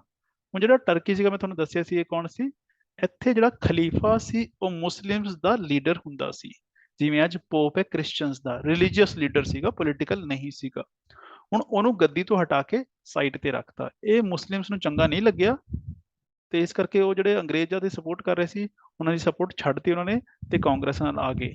ਹੁਣ ਉਹ ਖਿਲਾਫ ਹੋ ਗਏ ਸੀ ਅੰਗਰੇਜ਼ਾਂ ਦੇ, ਫਿਰ ਕੀ ਕਰਨਾ ਸੀ, ਉਹਨਾਂ ਨੇ ਖਿਲਾਫ ਹੋਣ ਦਾ ਅੰਦੋਲਨ ਚਲਾਇਆ, ਜਿਹਨੂੰ ਕਹਿੰਦੇ ਖਿਲਾਫਤ ਅੰਦੋਲਨ ਜਾਂ ਖਿਲਾਫਤ ਮੂਵਮੈਂਟ। ਬਸ ਇਹ ਪਤਾ ਹੋਣਾ ਚਾਹੀਦਾ ਜੀ, ਖਿਲਾਫਤ ਅੰਦੋਲਨ ਕਦੋਂ ਤੇ ਕਿਉਂ ਚਲਾਇਆ ਗਿਆ ਜੀ, ਠੀਕ ਹੈ। 1919 ਦਾ ਹੀ ਹੈ ਜੀ ਇਹ। ਤੇ ਇੱਕ ਇਹਨਾਂ ਨੇ ਮੀਟਿੰਗ ਰੱਖੀ ਸੀ, ਆਲ ਇੰਡੀਆ ਖਿਲਾਫਤ ਕਾਨਫਰੰਸ, ਤੇ ਉੱਥੇ ਗਾਂਧੀ ਜੀ ਨੂੰ ਇਹਦੀ ਕਮਾਂਡ ਦਿੱਤੀ ਗਈ ਵੀ ਗਾਂਧੀ ਜੀ ਅੱਜ ਤੋਂ ਤੁਸੀਂ ਪ੍ਰੈਜ਼ੀਡੈਂਟ, ਤੇ ਜੋ ਕਹੋਗੇ, ਜੋ ਕਰੋਗੇ ਤੁਸੀਂ ਕਰੋਗੇ। ਹੁਣ ਦੋ ਚੀਜ਼ਾਂ ਮਿਕਸ ਹੋ ਗਈਆਂ ਜੀ ਇੱਥੇ। ਦੋ ਚੀਜ਼ਾਂ ਕਿਹੜੀ ਮਿਕਸ ਹੋ ਗਈਆਂ? ਹੁਣ ਗਾਂਧੀ ਜੀ ਨੇ ਖਿਲਾਫਤ ਲਈ ਚਲਾਉਣਾ ਸੀ ਇੱਕ ਮੂਵਮੈਂਟ, ਕਿਹੜਾ? ਆਹ ਵਾਲਾ। ਤੇ ਇਹ ਹੈਗਾ ਗਾਂਧੀ ਜੀ ਦਾ ਪਹਿਲਾ ਵੱਡਾ ਅੰਦੋਲਨ, ਅਸਹਿਯੋਗ ਅੰਦੋਲਨ ਜਾਂ ਨਾਨ ਕੋਆਪਰੇਸ਼ਨ ਮੂਵਮੈਂਟ 1920 ਚ ਚਲਾਇਆ ਗਿਆ ਹੈ। ਹੁਣ ਦੋ ਮੁੱਦੇ ਕੀ ਸੀਗੇ? ਪਹਿਲਾ ਸੀਗਾ ਖਿਲਾਫਤ ਅੰਦੋਲਨ, ਗਾਂਧੀ ਜੀ ਨੂੰ ਪ੍ਰੈਜ਼ੀਡੈਂਟ ਬਣਾਤਾ ਤੇ ਗਾਂਧੀ ਜੀ ਤੇ ਛੱਡਤੇ ਵੀ ਗਾਂਧੀ ਜੀ ਜੋ ਤੁਸੀਂ ਕਰੋਗੇ ਅਸੀਂ ਉਹ ਮੰਨਾਂਗੇ। ਤੇ ਗਾਂਧੀ ਜੀ ਨੇ ਸ਼ੁਰੂ ਕਰਨਾ ਸੀ ਨਾਨ ਕੋਆਪਰੇਸ਼ਨ ਮੂਵਮੈਂਟ। ਨਾਲ ਹੀ ਕੀ ਹੋ ਗਿਆ ਸੀ, ਨਾਲ ਸੀਗਾ ਜਲਿਆਂਵਾਲਾ ਬਾਗ ਮੈਸੇਕਰ ਹੋ ਕੇ ਹਟਿਆ ਸੀ, ਤੇ ਜਿਹੜਾ ਉਹਦੀ ਇਨਕੁਆਇਰੀ ਲਈ ਹੰਟਰ ਕਮਿਸ਼ਨ ਬਣਾਇਆ ਗਿਆ ਸੀ, ਉਹਨੇ ਕੀ ਕੀਤਾ, ਉਹ ਕਹਿੰਦੇ ਉਹ ਵੀ ਕੁਝ ਨਹੀਂ ਹੈ, ਇੱਕ ਲੀਵਾ ਪੋਚੀ ਕੀਤੀ ਗਈ ਹੈ, ਵਾਈਟ ਵਾਸ਼ ਕੀਤਾ ਗਿਆ, ਸਜ਼ਾ ਦੇਣ ਲਈ ਨਹੀਂ ਬਣਾਇਆ ਗਿਆ, ਉਹ ਖਾਨਾ ਪੂਰਤੀ ਲਈ ਬਣਾਇਆ ਗਿਆ ਸੀ। ਕਿਉਂਕਿ ਉਹਨੇ ਜਿਹੜੀ ਰਿਪੋਰਟ ਦਿੱਤੀ ਉਹਦੇ ਮੁਤਾਬਕ ਉਹਨਾਂ ਨੇ ਕਿਹਾ ਵੀ ਜਨਰਲ ਡਾਇਰ ਨੇ ਕੋਈ ਗਲਤ ਨਹੀਂ ਕੀਤਾ, ਉਹਨੇ ਤਾਂ ਸਿਰਫ ਆਪਣੀ ਡਿਊਟੀ ਨਿਭਾਈ ਹੈ ਤੇ ਇਸ ਕਰਕੇ ਉਹਦੇ ਤੇ ਕੋਈ ਕਾਰਵਾਈ ਕਰਨੀ ਨਹੀਂ ਬਣਦੀ। ਹੁਣ ਕਹਿੰਦੇ ਜੋ ਪੰਜਾਬ 'ਚ ਗਲਤ ਹੋਇਆ ਉਹਦੇ ਲਈ ਆਪਾਂ ਆਵਾਜ਼ ਉਠਾਵਾਂਗੇ। ਦੂਸਰਾ ਖਿਲਾਫਤ ਅੰਦੋਲਨ, ਤੇ ਗਾਂਧੀ ਜੀ ਨੇ ਦੋ ਮੂਵਮੈਂਟ ਚਲਾਣੇ ਸੀ, ਦੋਨੋਂ ਨੇ ਇਕੱਠੇ ਮਰਜ ਕਰਤੇ, ਇੱਕ ਬਣਾ ਕੇ ਨਾਨ ਕੋਆਪਰੇਸ਼ਨ ਮੂਵਮੈਂਟ ਚਲਾਇਆ ਗਿਆ ਜੀ, ਠੀਕ ਹੈ। ਤੇ ਨਾਨ ਕੋਆਪਰੇਸ਼ਨ ਮੂਵਮੈਂਟ ਕਿਉਂ ਚੱਲਿਆ? ਪਹਿਲਾ ਜਲਿਆਂਵਾਲਾ ਬਾਗ ਮੈਸੇਕਰ, ਯਾਨੀ ਕਿ ਜੋ ਪੰਜਾਬ 'ਚ ਗਲਤ ਹੋਇਆ ਸੀ, ਹੰਟਰ ਕਮਿਸ਼ਨ ਨੇ ਇਹਦੀ ਰਿਪੋਰਟ ਵੀ ਉਹਨੂੰ ਕਹਿੰਦੀ ਠੀਕ ਹੈ ਤੇ ਉਹ ਗਲਤ ਹੋ ਗਿਆ ਪੰਜਾਬ 'ਚ। ਦੂਸਰਾ ਖਿਲਾਫਤ ਅੰਦੋਲਨ, ਤੇ ਇਹੀ ਇੱਥੇ ਲਿਖਿਆ ਹੈ, ਜਿਹੜਾ ਪੰਜਾਬ 'ਚ ਗਲਤ ਹੋਇਆ ਤੇ ਦੂਸਰਾ ਖਿਲਾਫਤ ਵਾਲਾ। ਤਿੰਨ ਚਾਰ ਕੀ ਹੈ, ਉਹ ਸਵਰਾਜ ਅਚੀਵ ਕਰਨਾ ਚਾਹੁੰਦੇ ਸੀ, ਸੈਲਫ ਰੂਲ ਅਚੀਵ ਕਰਨਾ ਚਾਹੁੰਦੇ ਸੀ, ਸਾਨੂੰ ਆਪਣਾ ਰੂਲ ਚਾਹੀਦਾ ਹੈ। ਤੇ ਉਸ ਤੋਂ ਇਲਾਵਾ ਜਿਹੜੇ 1919 ਦੇ ਵਿੱਚ ਇੱਕ ਕਾਨੂੰਨ ਪਾਸ ਹੋਇਆ ਸੀ, ਜਿਵੇਂ 1909 ਦੇ ਵਿੱਚ ਹੋਇਆ ਸੀ, ਐਕਚੁਅਲੀ ਉਸ ਤੋਂ ਲਿਖਿਆ ਗਿਆ ਸੀ ਹਰ 10 ਸਾਲ ਬਾਅਦ ਅੱਜ ਤੋਂ ਬਾਅਦ ਇਹ ਕਮੇਟੀ ਬਣਾਵਾਂਗੇ ਜਿਹੜੀ ਦੇਖਿਆ ਕਰੂਗੀ ਕੋਈ ਨਵੇਂ ਕਾਨੂੰਨ ਦੀ ਲੋੜ ਹੈ ਕਿ ਨਹੀਂ ਹੈ, ਤੇ ਅਸੀਂ ਕਾਨੂੰਨ ਬਣਾਇਆ ਕਰਾਂਗੇ। ਤੇ 1909 ਤੋਂ ਬਾਅਦ 1919 ਚ ਮੌਂਟੈਗਿਊ ਚੈਮਸਫੋਰਡ ਰਿਫਾਰਮ ਕਹਿੰਦੇ, ਜਾਂ ਇਹਨੂੰ ਗਵਰਨਮੈਂਟ ਆਫ ਇੰਡੀਆ ਐਕਟ 1919 ਵੀ ਕਿਹਾ ਜਾਂਦਾ ਹੈ। ਤੇ ਇਸ ਚ ਕੀ ਸੀਗਾ, ਇੱਕ ਸਿਸਟਮ ਇੰਟਰੋਡਿਊਸ ਕੀਤਾ ਗਿਆ, ਡਾਇਰਕੀ। ਡਾਇਰਕੀ ਮਤਲਬ ਹੁੰਦਾ ਹੈ ਦੋ, ਡੂਅਲ ਰੂਲ, ਜਿੱਥੇ ਦੋ ਬੰਦੇ ਇੱਕੋ ਜਗ੍ਹਾ ਨੂੰ ਰੂਲ ਕਰਨ। ਇਹ ਕੁਝ ਨਹੀਂ ਹੈਗਾ, ਬੇਸਿਕਲੀ ਜਿਹੜੀ ਪਾਵਰ ਸੀਗੀ ਉਹ ਦੋ ਬੰਦਿਆਂ ਕੋਲ ਸੀਗੀ, ਇੱਕ ਤਾਂ ਗਵਰਨਰ ਕੋਲ ਪਾਵਰ ਦਿੱਤੀ ਗਈ ਸੀ, ਦੂਸਰੇ ਮੰਤਰੀ ਕੋਲ। ਪਰ ਜਿਹੜਾ ਮੰਤਰੀ ਸੀ ਅਲਟੀਮੇਟਲੀ ਉਹ ਵੀ ਕੰਟਰੋਲ ਹੁੰਦਾ ਸੀ ਗਵਰਨਰ ਤੋਂ ਹੀ। ਤੇ ਕਨਫਿਊਜ਼ਨ ਬੜੀ ਸੀਗੀ, ਤੇ ਇਹਦੇ ਚੱਕਰ 'ਚ ਵੀ ਜਿਹੜੇ ਇੰਡੀਅਨ ਸੀਗੇ ਖੁਸ਼ ਨਹੀਂ ਸੀਗੇ ਇਸ ਸਿਸਟਮ ਤੋਂ। ਤੇ ਤਿੰਨ ਚਾਰ ਚੀਜ਼ਾਂ ਮਿਕਸ ਹੋ ਗਈਆਂ, ਕਹਿੰਦੇ ਇਸ ਕਰਕੇ ਗਾਂਧੀ ਜੀ ਨੇ ਨਾਨ ਕੋਆਪਰੇਸ਼ਨ ਮੂਵਮੈਂਟ ਚਲਾਇਆ ਸੀ। ਹੁਣ ਜਦੋਂ ਨਾਨ ਕੋਆਪਰੇਸ਼ਨ ਮੂਵਮੈਂਟ ਚਲਾਇਆ ਤੇ ਗਾਂਧੀ ਜੀ ਨੇ ਕੁਝ ਚੀਜ਼ਾਂ ਦੇਖੀਆਂ ਵੀ ਉਹ ਬੇਸਿਕਲੀ ਕਿਹਨੂੰ ਹੁਣ ਲੀਡ ਕਰ ਰਹੇ ਹੈ। ਕਾਂਗਰਸ ਨੇ ਕਿਹਾ ਸੀ ਵੀ ਸਾਨੂੰ ਤੁਸੀਂ ਦੱਸੋ ਅਸੀਂ ਕੀ ਕਰੀਏ। ਅਸੀਂ ਇੱਕ ਚੀਜ਼ ਡਿਸਕਸ ਕੀਤੀ ਸੀ ਵੀ ਜਿਹੜਾ ਤਿਲਕ ਵੀ ਕਹਿੰਦਾ ਸੀ ਵੀ ਜਿਹੜੇ ਕਾਂਗਰਸੀਜ਼ ਨੇ ਉਹਨਾਂ ਦੇ ਤਰੀਕੇ ਸਹੀ ਨਹੀਂ ਹੈ, ਸਾਲ 'ਚ ਇੱਕ ਵਾਰੀ ਉਹ ਇਕੱਠੇ ਹੁੰਦੇ ਆ, ਬਾਅਦ 'ਚ ਉਹਨਾਂ ਤੋਂ ਕੋਈ ਪਤਾ ਨਹੀਂ। ਇਹ ਗਾਂਧੀ ਜੀ ਨੇ ਵੀ ਆਬਜ਼ਰਵ ਕੀਤਾ ਵੀ ਕਾਂਗਰਸ ਦਾ ਕੋਈ ਹੈੱਡਕੁਆਟਰ ਤਾਂ ਹੈ ਨਹੀਂ, ਨਾ ਇਹ ਕੋਈ ਮੀਟਿੰਗ ਕਰਦੇ ਆ। ਸਾਲ 'ਚ ਇੱਕ ਮੀਟਿੰਗ ਹੁੰਦੀ ਹੈ ਦਸੰਬਰ ਦੇ ਮਹੀਨੇ 'ਚ, ਉਹ ਵੀ ਕਦੋਂ, ਕ੍ਰਿਸਮਸ ਦੇ ਆਲੇ ਦੁਆਲੇ ਇੱਕ ਮੀਟਿੰਗ ਕਰਦੇ ਆ। ਪਤਾ ਨਹੀਂ ਕ੍ਰਿਸਮਸ ਮਨਾਉਣ ਲਈ ਇਕੱਠੇ ਹੁੰਦੇ ਆ ਕਿ ਨਾਲ ਬਹਾਨੇ ਨਾਲ ਮੀਟਿੰਗ ਹੋ ਜੇ, ਜਾਂ ਕਿਉਂ ਹੁੰਦੇ ਨੇ। ਪਰ ਪੂਰਾ ਸਾਲ ਇਹਨਾਂ ਦੀ ਕੋਈ ਨਾ ਆਰਗੇਨਾਈਜੇਸ਼ਨ ਹੈ। ਜੇ ਆਪਾਂ ਕਹੀਏ ਬਲਾਕ ਲੈਵਲ ਦੀ ਕੋਈ ਕਮੇਟੀ ਹੈ ਕਾਂਗਰਸ ਦੀ, ਕੋਈ ਵੀ ਨਹੀਂ ਹੈ ਜੀ। ਸਟੇਟ ਲੈਵਲ ਦੀ ਕੋਈ ਕਮੇਟੀ ਹੈ ਕਾਂਗਰਸ ਦੀ, ਕਹਿੰਦੇ ਕੋਈ ਵੀ ਨਹੀਂ ਹੈ ਜੀ। ਤੇ ਕੁਝ ਵੀ ਨਹੀਂ ਸੀਗਾ। ਤੇ ਫੀਸ ਬਹੁਤ ਜ਼ਿਆਦਾ ਸੀ, ਮੈਂਬਰਸ਼ਿਪ ਫੀਸ ਉਦੋਂ ਕਹਿੰਦੇ 1 ਰੁਪਈਆ ਸੀਗੀ। ਗਾਂਧੀ ਜੀ ਕਹਿੰਦੇ ਇਹਦੇ ਨਾਲ ਤਾਂ ਕੋਈ ਬੰਦਾ ਤੁਹਾਡੇ ਨਾਲ ਜੁੜ ਨਹੀਂ ਸਕਦਾ। ਤੇ ਗਾਂਧੀ ਜੀ ਨੇ ਕਿਹਾ ਵੀ ਇਸ ਚੇਂਜ ਲਿਆਓ। ਤੇ ਗਾਂਧੀ ਜੀ ਨੇ ਜੋ ਚੇਂਜ ਲਿਆਏ ਉਹ ਇਹ ਸੀਗੀਆਂ, ਇੱਕ ਤਾਂ ਉਦੋਂ ਇੱਕ ਕਮੇਟੀ ਬਣੀ ਜਿਹੜੀ ਅੱਜ ਵੀ ਹੈ, ਜਿਹਨੂੰ ਕਹਿੰਦੇ Congress working committee. Working committee ਇਹੀ ਹੈ ਜਿਹੜੀ ਅੱਜ ਕਾਂਗਰਸ ਤੁਸੀਂ ਪਾਰਟੀ ਸੁਣਦੇ ਹੋ, ਉਹਦੀ ਜਿਹੜੀ ਹਾਈ ਕਮਾਂਡ ਹੈ ਉਹੀ ਹੈ। ਜਿਵੇਂ ਸੋਨੀਆ ਗਾਂਧੀ ਉਹਦੀ ਚੇਅਰਮੈਨ ਹੈ, ਉਹ ਕਾਂਗਰਸ ਵਰਕਿੰਗ ਕਮੇਟੀ ਦੀ ਹੈ ਜੀ। ਫਿਰ ਪ੍ਰੋਵਿੰਸ਼ੀਅਲ ਕਾਂਗਰਸ ਕਮੇਟੀ ਬਣਾਈ ਗਈ। ਪ੍ਰੋਵਿੰਸ ਦਾ ਮਤਲਬ ਕੀ ਹੈ, ਸਟੇਟ। ਹਰ ਰਾਜ ਤੇ ਹਰ ਸਟੇਟ ਤੇ ਇੱਕ ਇੱਕ ਕਾਂਗਰਸ ਕਮੇਟੀ ਬਣਾਈ ਗਈ, ਜਿਵੇਂ Punjab Pradesh Congress committee, Haryana Congress committee, Uttar Pradesh Congress committee. ਉਸ ਤੋਂ ਪਹਿਲਾਂ ਨਹੀਂ ਸੀਗਾ। ਕਿਉਂ? ਉਹ ਕਹਿੰਦੇ ਇਹਨੂੰ ਸਟਰਕਚਰਾਈਜ਼ ਕਰੋ, ਤੁਹਾਡੀ ਤਾਂ ਕਾਂਗਰਸ ਦਾ ਕੋਈ ਢਾਂਚਾ ਹੀ ਨਹੀਂ ਹੈਗਾ ਚੰਗੀ ਤਰ੍ਹਾਂ, ਜੇ ਢਾਂਚਾ ਨਹੀਂ ਤਾਂ ਖੜੀ ਕਿੱਦਾਂ ਹੋਊਗੀ, ਚੱਲੂਗੀ ਕਿਵੇਂ। ਫਿਰ ਲੋਕਲ ਲੈਵਲ ਤੇ ਜਾਣਾ। ਲੋਕਲ ਲੈਵਲ ਦਾ ਮਤਲਬ ਕੀ ਹੈ, ਤੁਸੀਂ ਜ਼ਿਲ੍ਹੇ ਤੇ ਵੀ ਕਮੇਟੀ ਬਣਾਓ, ਵਾਰਡ ਤੇ ਵੀ ਕਮੇਟੀ ਬਣਾਓ, ਪਿੰਡਾਂ 'ਚ ਵੀ ਕਮੇਟੀ ਬਣਾਓ। ਹੁਣ ਤਾਂ ਪਿੰਡਾਂ 'ਚ ਵੀ ਹੁੰਦੀ ਹੈ ਕਾਂਗਰਸ ਕਮੇਟੀ। ਤੇ ਜਿਹੜੀ ਫੀਸ ਹੈ, ਗਾਂਧੀ ਨੇ ਬਹੁਤ ਕੋਸ਼ਿਸ਼ ਕੀਤੀ, ਉਹ ਮੰਨੇ ਨਹੀਂ। ਪਰ ਉਹ 1 ਰੁਪਏ ਤੋਂ ਕਿੱਥੇ ਆ ਗਏ, 25 ਪੈਸੇ ਤੇ ਆ ਗਏ, 4 ਆਨੇ ਤੇ ਆ ਗਏ। ਇਹ ਕਾਂਗਰਸ ਦੀ ਫੀਸ ਸੀਗੀ, 4 ਆਨਾ ਪਰ ਐਨਮ, 1 ਸਾਲ ਦੀ। ਪਰ ਗਾਂਧੀ ਜੀ ਕਹਿੰਦੇ ਇਹ ਵੀ ਬਹੁਤ ਜ਼ਿਆਦਾ ਹੈ, 25 ਪੈਸੇ ਗਰੀਬ ਬੰਦਾ ਕਿੱਥੋਂ ਦੇ ਦੂਗਾ। ਪਰ ਇਸ ਤੋਂ ਫਿਰ ਮੰਨੇ ਨਹੀਂ ਕਾਂਗਰਸ ਵਾਲੇ, ਕਹਿੰਦੇ ਇੰਨੀ ਤਾਂ ਰਹਿਣ ਦਿਓ ਗਾਂਧੀ ਜੀ, ਐਵੇਂ ਵੀ ਕੀ ਆਪਾਂ ਨੇ ਭੀੜ ਇਕੱਠੀ ਕਰਨੀ ਹੈ ਨਾ। ਪਰ ਇਹ ਕੁਐਸਚਨ ਆਉਂਦਾ ਹੈ ਵੀ ਕਿਹਦੇ ਕਹੇ ਤੇ ਜਿਹੜੀ ਮੈਂਬਰਸ਼ਿਪ ਫੀਸ ਹੈ 1 ਰੁਪਏ ਤੋਂ 4 ਆਨੇ ਕੀਤੀ ਗਈ ਸੀ, ਗਾਂਧੀ ਜੀ ਰਿਕੁਐਸਟ ਸੀ, ਗਾਂਧੀ ਜੀ ਕਹੇ ਤੇ। ਚਲੋ ਹੁਣ ਨਾਨ ਕੋਆਪਰੇਸ਼ਨ ਮੂਵਮੈਂਟ ਲਾਂਚ ਕਰਨਾ ਸੀ। ਨਾਮ ਕੀ ਹੈ, ਅਸਹਿਯੋਗ ਅੰਦੋਲਨ। ਨਾਨ ਕੋਆਪਰੇਸ਼ਨ ਮਤਲਬ ਅਸੀਂ ਸਹਿਯੋਗ ਨਹੀਂ ਦੇਣਾ ਅੰਗਰੇਜ਼ਾਂ ਨੂੰ। ਤੇ ਕਰਨਾ ਕੀ ਹੈ, ਹਰ ਚੀਜ਼ ਦਾ ਬਾਇਕਾਟ ਕਰਾਂਗੇ, ਜਿਹੜੇ ਸਾਨੂੰ ਟਾਈਟਲ ਦਿੱਤੇ ਆ ਵਾਪਸ ਦੇ ਦਾਂਗੇ, ਜਿਹੜੀ ਸਰਕਾਰ ਹੈ ਉਹਦਾ ਬਾਇਕਾਟ ਕਰਾਂਗੇ, ਉਹਦੇ ਸਕੂਲ ਕਾਲਜ ਦਾ ਬਾਇਕਾਟ ਕਰਾਂਗੇ, ਉਹਦੇ ਅਦਾਲਤ ਦਾ ਬਾਇਕਾਟ ਕਰਾਂਗੇ, ਉਹਦੇ ਕੱਪੜੇ ਦਾ ਬਾਇਕਾਟ ਕਰਾਂਗੇ, ਟੈਕਸ ਦਾ ਵੀ ਬਾਇਕਾਟ। ਕਿਵੇਂ? ਅਸੀਂ ਟੈਕਸ ਨਹੀਂ ਦਿੰਦੇ ਜੀ। ਤੇ ਜਿਹੜਾ ਕੋਰਟ ਹੈ, ਇਹਦੇ ਬਾਰੇ ਮੈਂ ਦੱਸ ਦਿੰਦਾ ਵੀ ਜਿਹੜੇ ਵਕੀਲ ਸੀਗੇ ਉਸ ਟਾਈਮ ਦੇ, ਵੱਡੇ ਵੱਡੇ ਵਕੀਲ, ਸਾਰੇ ਨੇ ਪ੍ਰੈਕਟਿਸ ਛੱਡਤੀ, ਉਹ ਮੁੜ ਕੇ ਨਹੀਂ ਗਏ ਕਦੇ ਕੋਰਟ। ਕਹਿੰਦੇ ਰੋਟੀ ਮਿਲੇ ਨਾ ਮਿਲੇ, ਪਰ ਅੱਜ ਤੋਂ ਬਾਅਦ ਅਦਾਲਤ ਨਹੀਂ ਜਾਣਾ, ਅੰਗਰੇਜ਼ਾਂ ਦੇ ਨੇ ਤੇ ਅਸੀਂ ਇੱਥੋਂ ਕਿਉਂ ਰੋਟੀ ਖਾਈਏ। ਮੋਤੀ ਲਾਲ ਨਹਿਰੂ, ਜਵਾਹਰ ਲਾਲ ਨਹਿਰੂ, ਭੁੱਲੇ ਭਾਈ ਦੇਸਾਈ, ਰਾਣਾ ਆਸਫ ਅਲੀ, ਜਿਹੜੇ ਵੀ ਤਗੜੇ ਤਗੜੇ ਬੰਦੇ ਸੀ ਨਾ, ਆਸਫ ਅਲੀ ਵਰਗੇ, ਸਭ ਛੱਡਤੇ ਇਹਨਾਂ ਨੇ। ਉਹਨਾਂ ਨੇ ਦੁਬਾਰਾ ਕੋਰਟ ਚੱਕਿਆ ਸੀ। ਪਰ ਕਦੋਂ? ਜਦੋਂ ਜਿਹੜੀ ਇੰਡੀਅਨ ਨੈਸ਼ਨਲ ਆਰਮੀ ਹੈ, ਜਿਹੜੀ ਸੁਭਾਸ਼ ਚੰਦਰ ਬੋਸ ਦੀ ਸੀਗੀ, ਜਦੋਂ ਉਹਨਾਂ ਦੇ ਬੰਦੇ ਅਰੈਸਟ ਹੋਏ ਸੀ ਤੇ ਉਹਨਾਂ ਨੂੰ ਬਚਾਉਣ ਵਾਸਤੇ ਜਦ ਕੇਸ ਹੋਇਆ ਸੀ ਤੇ ਉਹਨਾਂ ਨੇ ਲੜਿਆ ਸੀ ਉਹਦਾ ਕੇਸ। ਤੇ ਉਦੋਂ ਦੁਬਾਰਾ ਉਹਨਾਂ ਨੇ ਇੰਨੇ ਸਾਲਾਂ ਬਾਅਦ ਜਾ ਕੇ 20-25 ਸਾਲਾਂ ਬਾਅਦ ਆਪਣੇ ਕੋਰਟ ਚੱਕੇ ਸੀ, ਆਪਣੇ ਗਾਊਨ ਚੱਕੇ ਸੀ। ਅਦਰਵਾਈਜ਼ ਇੱਥੇ ਕੀ ਹੋ ਰਿਹਾ ਹੈ, ਸਭ ਚੀਜ਼ ਦਾ ਬਾਇਕਾਟ ਹੋ ਰਿਹਾ ਹੈ। ਹੁਣ ਇੱਕ ਚੀਜ਼ ਦੇਖੋ, ਐਜੂਕੇਸ਼ਨ ਦਾ ਵੀ ਬਾਇਕਾਟ ਕਰ ਰਹੇ ਹੈ, ਫਿਰ ਬੱਚੇ ਨੂੰ ਪੜ੍ਹਾਵਾਂਗੇ ਕਿਵੇਂ। ਤੇ ਇਹ ਟਾਈਮ ਹੈ ਜਦ ਬਹੁਤ ਸਾਰੇ ਇੰਡੀਅਨ ਸਕੂਲ ਕਾਲਜ ਤੇ ਯੂਨੀਵਰਸਿਟੀਜ਼ ਬਣੀਆਂ। ਆਪਾਂ ਨਾਮ ਲਿਆ ਸੀ ਬਨਾਰਸ ਹਿੰਦੂ ਯੂਨੀਵਰਸਿਟੀ ਦਾ, ਇਦੋਂ ਹੀ ਬਣੀ ਹੈ ਜੀ। ਪਹਿਲਾਂ ਕਾਲਜ ਸੀਗਾ, ਅਸੀਂ ਨਾਮ ਲਿਆ ਸੀ ਉਹਦਾ ਕਾਲਜ ਦਾ, ਜਿਹੜਾ ਕਿ ਐਨੀ ਬੇਸੈਂਟ ਨੇ ਬਣਾਇਆ ਸੀ, ਉਹ ਬਨਾਰਸ ਹਿੰਦੂ ਯੂਨੀਵਰਸਿਟੀ ਤੋਂ ਬਣਿਆ। ਜਿਹੜਾ ਮੌਮਡਨ ਐਂਗਲੋ ਓਰੀਐਂਟਲ ਕਾਲਜ ਸੀਗਾ, ਜਿਹੜਾ ਸਰ ਸੈਯਦ ਅਹਿਮਦ ਖਾਨ ਨੇ ਬਣਾਇਆ ਸੀ, ਉਹ ਉਦੋਂ ਹੀ ਬਣਿਆ ਅਲੀਗੜ੍ਹ ਮੁਸਲਿਮ ਯੂਨੀਵਰਸਿਟੀ। ਆ ਜਿਹੜਾ ਜਾਮੀਆ ਮਿਲੀਆ ਇਸਲਾਮੀਆ ਹੈ ਇਹ ਉਦੋਂ ਹੀ ਖੋਲਿਆ ਗਿਆ ਜੀ। ਤੇ ਇਹ ਬਹੁਤ ਸਾਰੀ ਚੀਜ਼ਾਂ ਉਦੋਂ ਹੋਈਆਂ, ਉਸ ਤੋਂ ਪਹਿਲਾਂ ਨਹੀਂ ਸੀਗਾ। ਸੁਭਾਸ਼ ਚੰਦਰ ਬੋਸ ਆਈਏਐਸ ਅਫਸਰ ਬਣ ਗਏ ਸੀ, ਉਹਨਾਂ ਨੇ ਵੀ ਰਿਜ਼ਾਈਨ ਦਿੱਤਾ, ਕਹਿੰਦੇ ਮੈਂ ਨੌਕਰੀ ਨਹੀਂ ਕਰਨੀ, ਇਸ ਤੋਂ ਬਾਅਦ ਆਈਏਐਸ ਨਹੀਂ ਬਣਨਾ, ਆਪਾਂ ਦੇਸ਼ ਦੀ ਸੇਵਾ ਕਰਾਂਗੇ। ਤੇ ਇਹ ਕੁਝ ਹੋ ਰਿਹਾ ਸੀ, ਮੀਨਸ ਲੋਕੀ ਹੁਣ ਬਾਇਕਾਟ ਕਰਨਾ ਸ਼ੁਰੂ ਕਰ ਚੁੱਕੇ ਸੀ। ਕਿਹਦਾ? ਅੰਗਰੇਜ਼ਾਂ ਦਾ। ਹਰ ਚੀਜ਼ ਦਾ ਬਾਇਕਾਟ। ਸਕੂਲ ਦਾ ਨਹੀਂ ਜਾਣਾ, ਉਹਨਾਂ ਦਾ ਫੰਕਸ਼ਨ ਹੈ ਅਸੀਂ ਨਹੀਂ ਜਾਣਾ, ਉਹਨਾਂ ਦੇ ਕੱਪੜੇ ਅਸੀਂ ਨਹੀਂ ਪਾਣੇ, ਅਸੀਂ ਆਪਣੇ ਬਣਾਵਾਂਗੇ। ਤੇ ਇੱਥੋਂ ਗਾਂਧੀ ਜੀ ਨੇ ਇੱਕ ਚੀਜ਼ ਕੀਤੀ ਫਿਰ, ਵੀ ਕੱਪੜੇ ਦਾ ਬਾਇਕਾਟ ਕਰਨਾ ਤੇ ਕੀ ਕਰੋਗੇ? ਚਰਖਾ ਕੰਪਲਸਰੀ ਕਰਾਤਾ ਗਾਂਧੀ ਜੀ ਨੇ। ਜਿਹੜਾ ਚਰਖਾ ਹੈ ਨਾ, ਇਸ ਤੋਂ ਪਹਿਲਾਂ ਉਹਦੀ ਕੋਈ ਇੰਪੋਰਟੈਂਸ ਨਹੀਂ ਸੀ, ਕਿ ਕਿਸੇ ਨੂੰ ਨਹੀਂ ਪਤਾ ਕਾਂਗਰਸ ਚਰਖੇ ਬਾਰੇ। ਤੇ ਗਾਂਧੀ ਜੀ ਕਿਉਂਕਿ ਆਪ ਕੱਤਦੇ ਸੀ, ਤੇ ਗਾਂਧੀ ਜੀ ਕਹਿੰਦੇ ਜਿਹੜਾ ਮੈਂ ਕੱਪੜਾ ਪਾਣਾ ਉਹ ਚਰਖਾ ਆਪ ਚਲਾ ਕੇ ਕੱਤ ਕੇ ਪਾਣਾ। ਤੇ ਅੱਜ ਤੋਂ ਬਾਅਦ ਕੰਪਲਸਰੀ ਵੀ ਜਿਹੜਾ ਵੀ ਕਾਂਗਰਸ ਦਾ ਮੈਂਬਰ ਬਣੇਗਾ ਉਹਨੂੰ ਰੋਜ਼ ਚਰਖਾ ਚਲਾਉਣਾ ਪਏਗਾ। ਇਹ ਕੰਪਲਸਰੀ ਸੀਗਾ ਗਾਂਧੀ ਜੀ ਅਕੋਰਡਿੰਗ। ਜਿਹੜਾ ਨਹੀਂ ਚਲਾਊਗਾ ਆਪਾਂ ਬਾਹਰ ਕੱਢ ਦਾਂਗੇ ਉਹਨੂੰ। ਚਲੋ ਜੀ, 1920 ਦੇ ਵਿੱਚ ਇਹ ਸ਼ੁਰੂ ਹੋਇਆ ਸੀ। ਕਾਦੇ ਵਾਸਤੇ ਸ਼ੁਰੂ ਹੋਇਆ ਸੀ? ਆਪਾਂ ਹੱਕ ਦੇ ਵਾਸਤੇ ਲੜੇ, ਸਵਰਾਜ ਚਾਹੀਦਾ ਸੀ ਸਾਨੂੰ। ਪਰ 1922 ਦੇ ਵਿੱਚ ਕਿੰਨੇ ਸਾਲ ਹੋ ਗਏ? 2 ਸਾਲ ਬਾਅਦ ਅਚਾਨਕ ਗਾਂਧੀ ਜੀ ਨੇ ਬੰਦ ਕਰਤਾ, ਹੈ ਨਾ। ਜੇ ਆਪਾਂ ਸਿੱਧੀ ਜੀ ਗੱਲ ਕਰੀਏ ਤਾਂ ਯਾਦ ਰੱਖ ਲਓ, ਬਸ ਬੰਦ ਕਰਤਾ ਜੀ। ਪਰ ਇੱਥੇ ਇੱਕ ਧਿਆਨ, ਜੇ ਆਪਾਂ ਡਿਸਕਸ ਕਰੀਏ, ਧਿਆਨ ਦੇਖੋ ਵੀ 2 ਸਾਲ ਇੱਕ ਅੰਦੋਲਨ ਚੱਲਿਆ, ਤੇ 2 ਸਾਲ ਚ ਆਬਵੀਅਸ ਜੀ ਗੱਲ ਹੈ ਕਿ ਉਹ ਅੰਦੋਲਨ ਵੱਡਾ ਹੀ ਹੋਇਆ ਹੋਣਾ। ਤੇ 2 ਸਾਲ ਬਾਅਦ ਗਾਂਧੀ ਜੀ ਕਹਿੰਦੇ ਅਚਾਨਕ ਬੰਦ ਕਰ ਦਿਓ।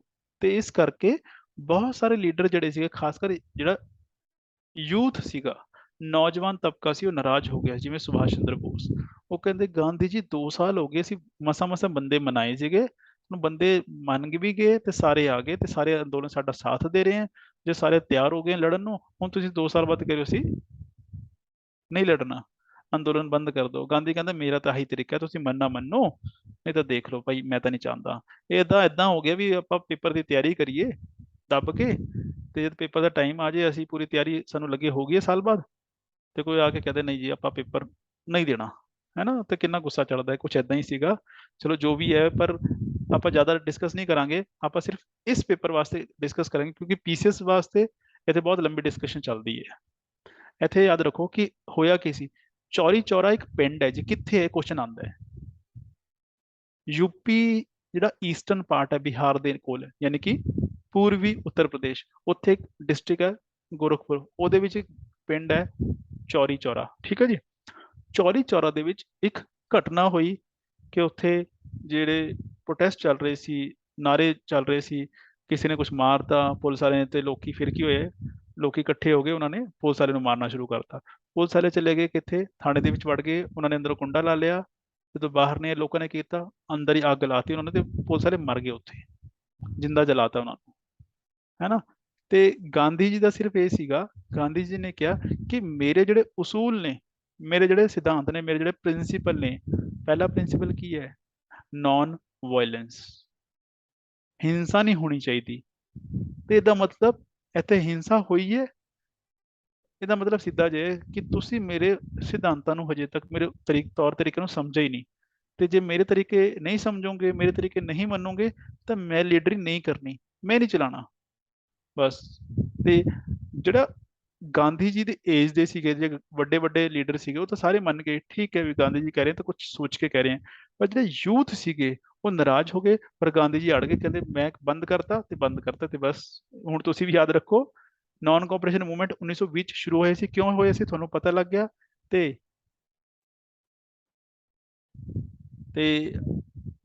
1922 ਚ ਬੰਦ ਹੋ ਗਿਆ ਸੀ। ਓਕੇ, ਮੈਂ ਰਿਪੀਟ ਕਰ ਦਿੰਦਾ ਵੀ ਚੌਰੀ ਚੌਰਾ ਜਿਹੜਾ ਇਨਸੀਡੈਂਟ ਹੈ ਕਿੱਥੇ ਹੋਇਆ ਸੀ? ਇਹ ਹੋਇਆ ਸੀ ਉੱਤਰ ਪ੍ਰਦੇਸ਼, ਜਿਹੜਾ ਈਸਟਰਨ ਉੱਤਰ ਪ੍ਰਦੇਸ਼ ਹੈ ਉੱਥੇ ਹੋਇਆ ਸੀ। ਉੱਥੇ ਡਿਸਟ੍ਰਿਕਟ ਹੈ ਗੋਰਖਪੁਰ, ਉਹਦੇ ਵਿੱਚ ਪਿੰਡ ਹੈ ਚੌਰੀ ਚੌਰਾ। ਹੋਇਆ ਕੀ ਸੀ? ਇੱਕ ਵਾਇਲੈਂਸ ਘਟਨਾ ਹੋਈ ਸੀ ਜੀ, ਝੜਪ ਹੋਈ ਸੀ ਪੁਲਿਸ ਦੇ ਵਿੱਚ ਤੇ ਲੋਕਾਂ ਦੇ ਵਿੱਚ, ਕਿਉਂਕਿ ਲੋਕੀ ਸਾਰੇ ਤਾਂ ਚੁੱਪ ਨਹੀਂ ਰਹਿ ਸਕਦੇ ਨਾ।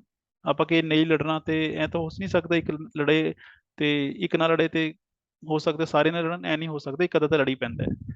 ਤੇ ਜਿੱਥੇ ਲੜਾਈ ਹੋਈ ਸੀ, ਪੁਲਿਸ ਵਾਲੇ, ਉਹਨਾਂ ਨੇ ਪੁਲਿਸਾਂ ਨੂੰ ਕੁੱਟਿਆ, ਤੇ ਪੁਲਿਸ ਵਾਲੇ ਚਲੇ ਗਏ ਆਪਣੇ ਥਾਣੇ ਦੇ ਵਿੱਚ, ਅੰਦਰ ਬੰਦ ਹੋ ਗਏ, ਉਹਨੇ ਅੰਦਰ ਕੁੰਡਾ ਲਾ ਲਿਆ, ਤੇ ਲੋਕਾਂ ਨੇ ਕੀ ਕੀਤਾ? ਅੱਗ ਲਾਤੀ, ਤੇ ਪੁਲਿਸ ਵਾਲੇ ਨੂੰ ਮਾਰਤਾ ਸੀਗਾ। ਹੁਣ ਗਾਂਧੀ ਜੀ ਨੇ ਇੱਕ ਚੀਜ਼ ਕਹੀ ਵੀ ਜਿਹੜੇ ਮੇਰੇ ਉਸੂਲ ਨੇ, ਮੇਰੇ ਉਸੂਲ ਕੀ ਹੈ? ਮੇਰੇ ਉਸੂਲ ਹੈ ਸੱਤਿਆਗ੍ਰਹਿ ਦੇ, ਮੇਰੇ ਉਸੂਲ ਹੈ ਨॉन ਵਾਇਲੈਂਸ ਦੇ। ਨॉन ਵਾਇਲੈਂਸ ਮੀਨਸ ਹਿੰਸਾ ਤਾਂ ਹੋਣੀ ਨਹੀਂ ਚਾਹੀਦੀ। ਆ ਕੀ ਹੋਇਆ ਹੈ?